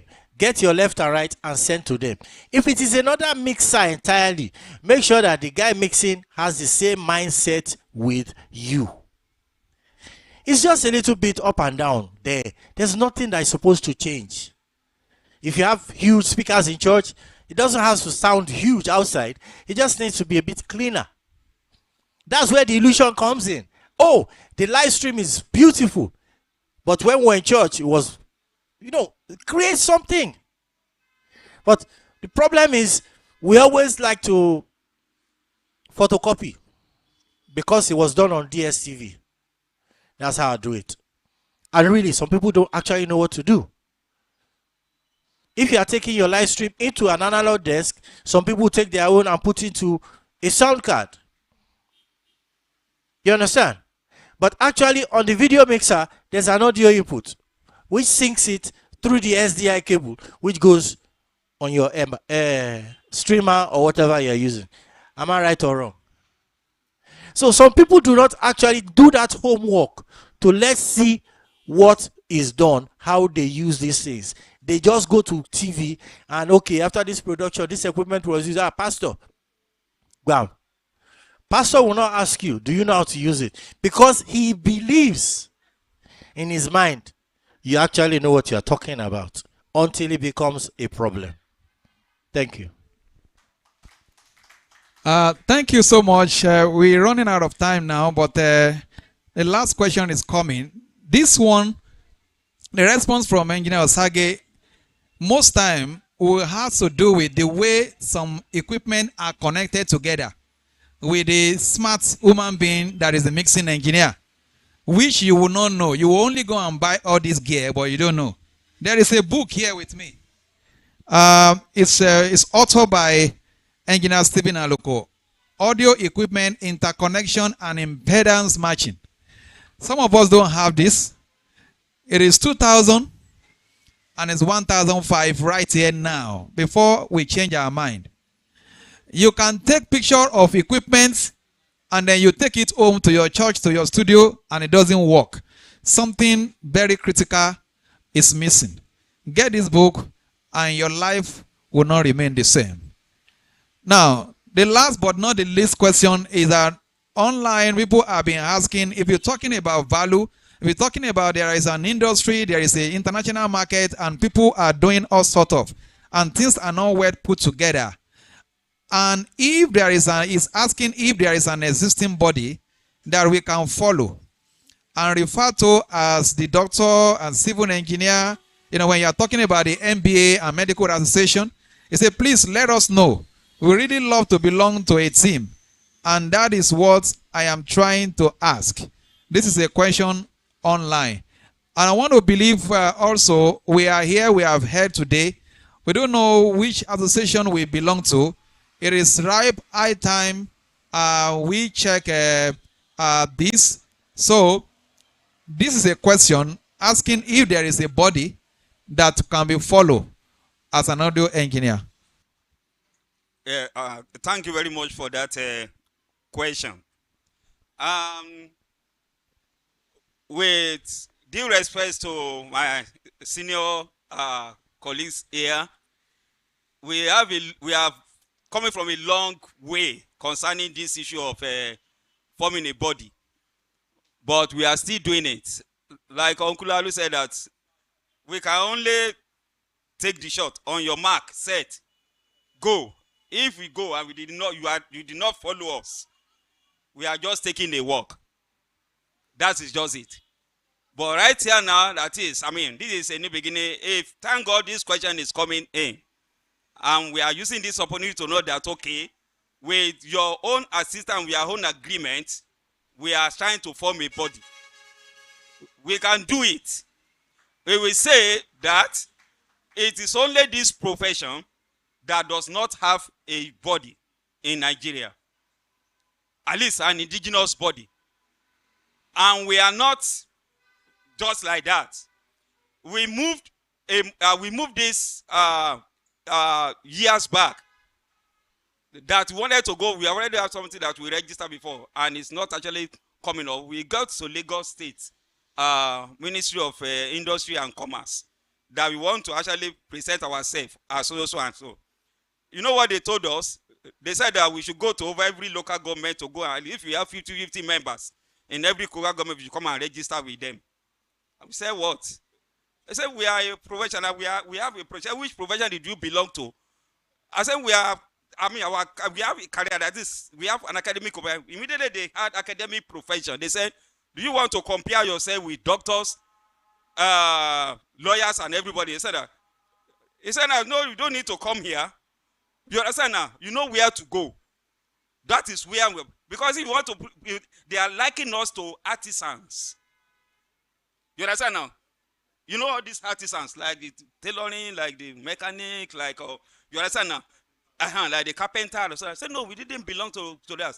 They said, that's why if you want to, then you step higher. Something like that. And that is why we have to resend back and so this is what we have to, because they can't us because of the word engineering that is there. You know, the mechanics don't use the word engineering. They use auto technician. You understand now? Because the mechanical engineers speak against it. And that is what. So if you really wanted to remain and to sustain our career, a body is very, very important. Because that body is going to work that you will be happy that you belong to a body. All this we are saying that somebody told this now. You cannot, before anybody can actually do that with you, you know that you have somebody that can fight for you. I hope that is what is in mind of everybody. Now it's good that this question is coming up. Some people have been working tirelessly behind the scene to make it, but if we register on paper, do we want to exist on paper? We need to actually have people that have the same mind with us. And this is where all of you now come in. With people that are here and those that are watching online, please take it like that we are on a new trend and we must have this. Is supposed to happen seriously with what we are doing. I hope my other colleague will talk about it, sir.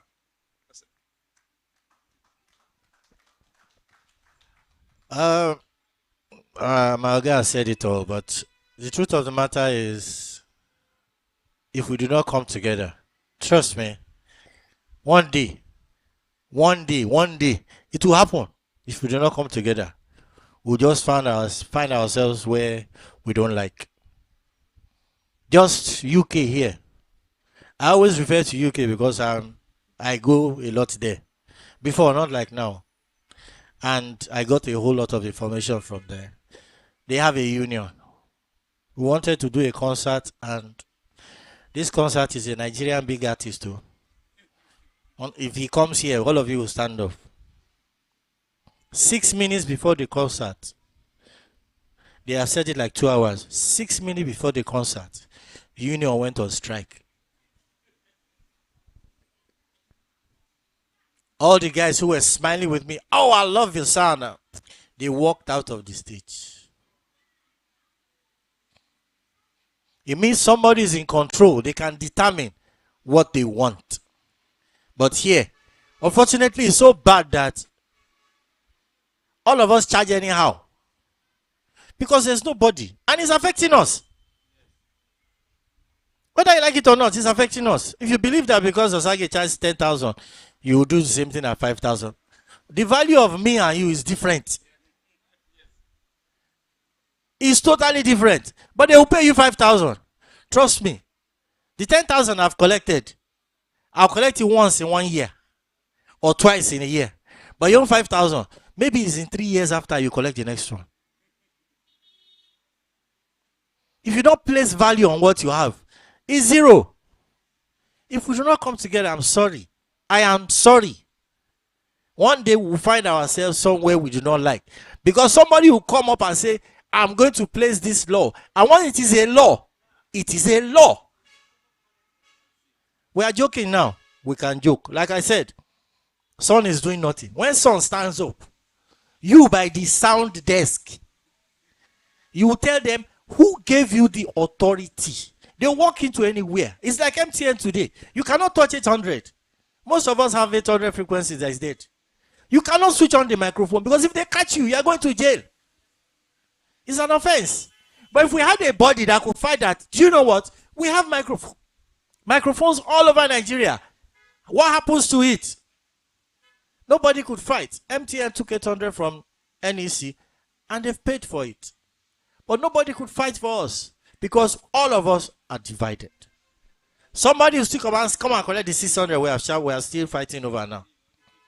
Or the 500 or the 400. You think it's a joke? It is not a joke. Somebody will tell you you cannot do more than 50, 60 decibels in an area and he'll give you 500 meters square. And you tell me they will rule you. You cannot defend it. But if you have a body, you will defend it and prove it to them in court and you will win. Thank you. I think we can do better. Keep clapping, keep clapping.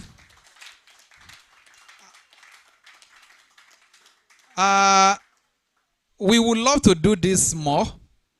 Put it in a strategic location. And then I think there's much to do because people are missing out. This is a reference. This gathering is a reference. And then I can tell you, we are going to call you to attend. And then we are going to do more. Many of the, do I call it agitation or request? I'm very sure all over the world, they are listening to us. These are stakeholders in their level. They will meet with their colleague, stakeholder of their generation. You know the generation you belong to now. So stay where you belong and watch. And I know something good will happen. I appreciate you, sir. We can't take this for granted. Out of a business schedule, they have been able to give us their time and make sure it is worth it. Again, we've talked about adding value. We're talking about educating ourselves. And we're talking about industry that can encapsulate everybody, every one of us. You have a part to pay. You will see that anything that doesn't go well with the authority or it is outside the constitutional right or against government, they are going to do something about it. And because you don't have a formidable warnings, then that is done. If there is a body, that will be fixed. The reason why body is not done or it's not being established is because people are looking for maybe 2 plots of land that they will have what they call audio engineering tower.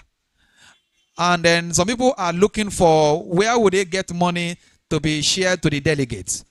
Or some people are actually waiting for the forex to go down. All of this is not going to happen. All you need to do, like establishment of a house of worship, a pastor with his family will form the soundman, the usher, and everything in their room. And that is what translates to all these amazing house of worship that are getting employed now. So also, the body can be put together by a few people, and then they will be registered. It will be recognized by the government. And the moment you are recognized by the nation that you are, then that organization will be bigger than you that establish it. That means those people that have a fear that because of the body or association, they will not have that laxity or freedom to do the norms, the story will change. I will rest my case, but I want to appreciate you for coming. There are a couple of organizations that has made us to be happy and make this gathering to be a successful one. I may not be able to mention them all, but we thank everybody. For all our online viewers, we appreciate you. We thank you for sparing the time and using your data to acquire this knowledge. You can do much more. I'm very sure you know how to get a reputable school that will get you more impartation that you needed. We have on the list here, we have Starlight Media Institute. the school that actually backs all these alumni that put this thing together. They supported this program. We have Micah FX, is a multimedia solution services. They support this program. We have DAW Studios. We have Ebenezer Obey Music and Live Skill Institute. This is in Ogun State. We appreciate them too. We have the SP Lounge. If you're asking for SP Lounge, I think you don't need to look for further. This venue that we are using, they gave it to us free of charge. Free of charge is what they gave it to you, gave it to us, and then we did not take this for granted. We really appreciate them.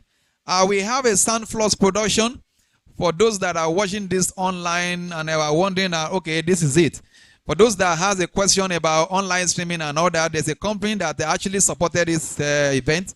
It's called Soundfloss Production. They are the one that is doing this streaming at the moment. Also, we have another organization that is called Rugged Boot Pro. That is Rugged Boot Production. They too, they are part of the multimedia that is making this to happen. You have a camera that is capturing us. If it's capturing, it's recording also. And then we appreciate them for coming. Their management, we thank you so much. And then some of us that we are here, and that we are good, but we do not know that we need to brand ourselves. We have some name. Some names will begin to come up now by just, if you are Wale, you just need to add mix to it because Wale Mix. And if you have Bolu, then it will become Bolu Audio. And then you have a Simi, then they will be called Simi Sync. Whatever it is, you can go far. There is more land for us to cover, and then God be on our side, we will do better. Thank you so much. God bless you, sir. Come.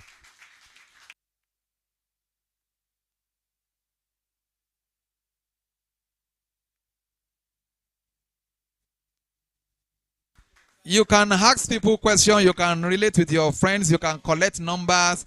You can collect numbers of the facilitator. You can take photographs with them. Whatever you want to do, you have the time now. Please, the book is here. Audio equipment interconnection and impedance matching is here. If you need one now, it's 1,005 only, please. Yes, you can do transfer. You can do transfer. Engineer Aluko, they can do transfer for this book. So they want to get account details.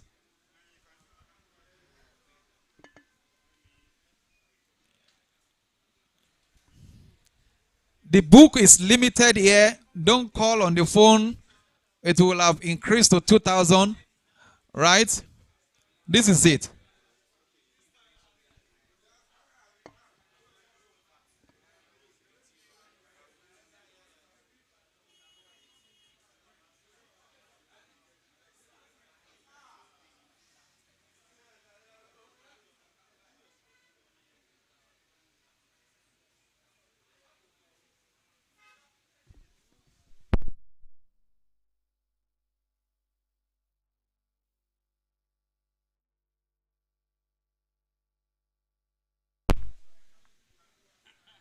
Okay. Please, if you have not written your name and your correct phone number that have WhatsApp enabled, please make sure you put it down, because this will be a reference point for some goodies because you attended this program. And for those that are watching online, you need a package for this seminar. It is available. Just send us a chat and then you have it. Thank you.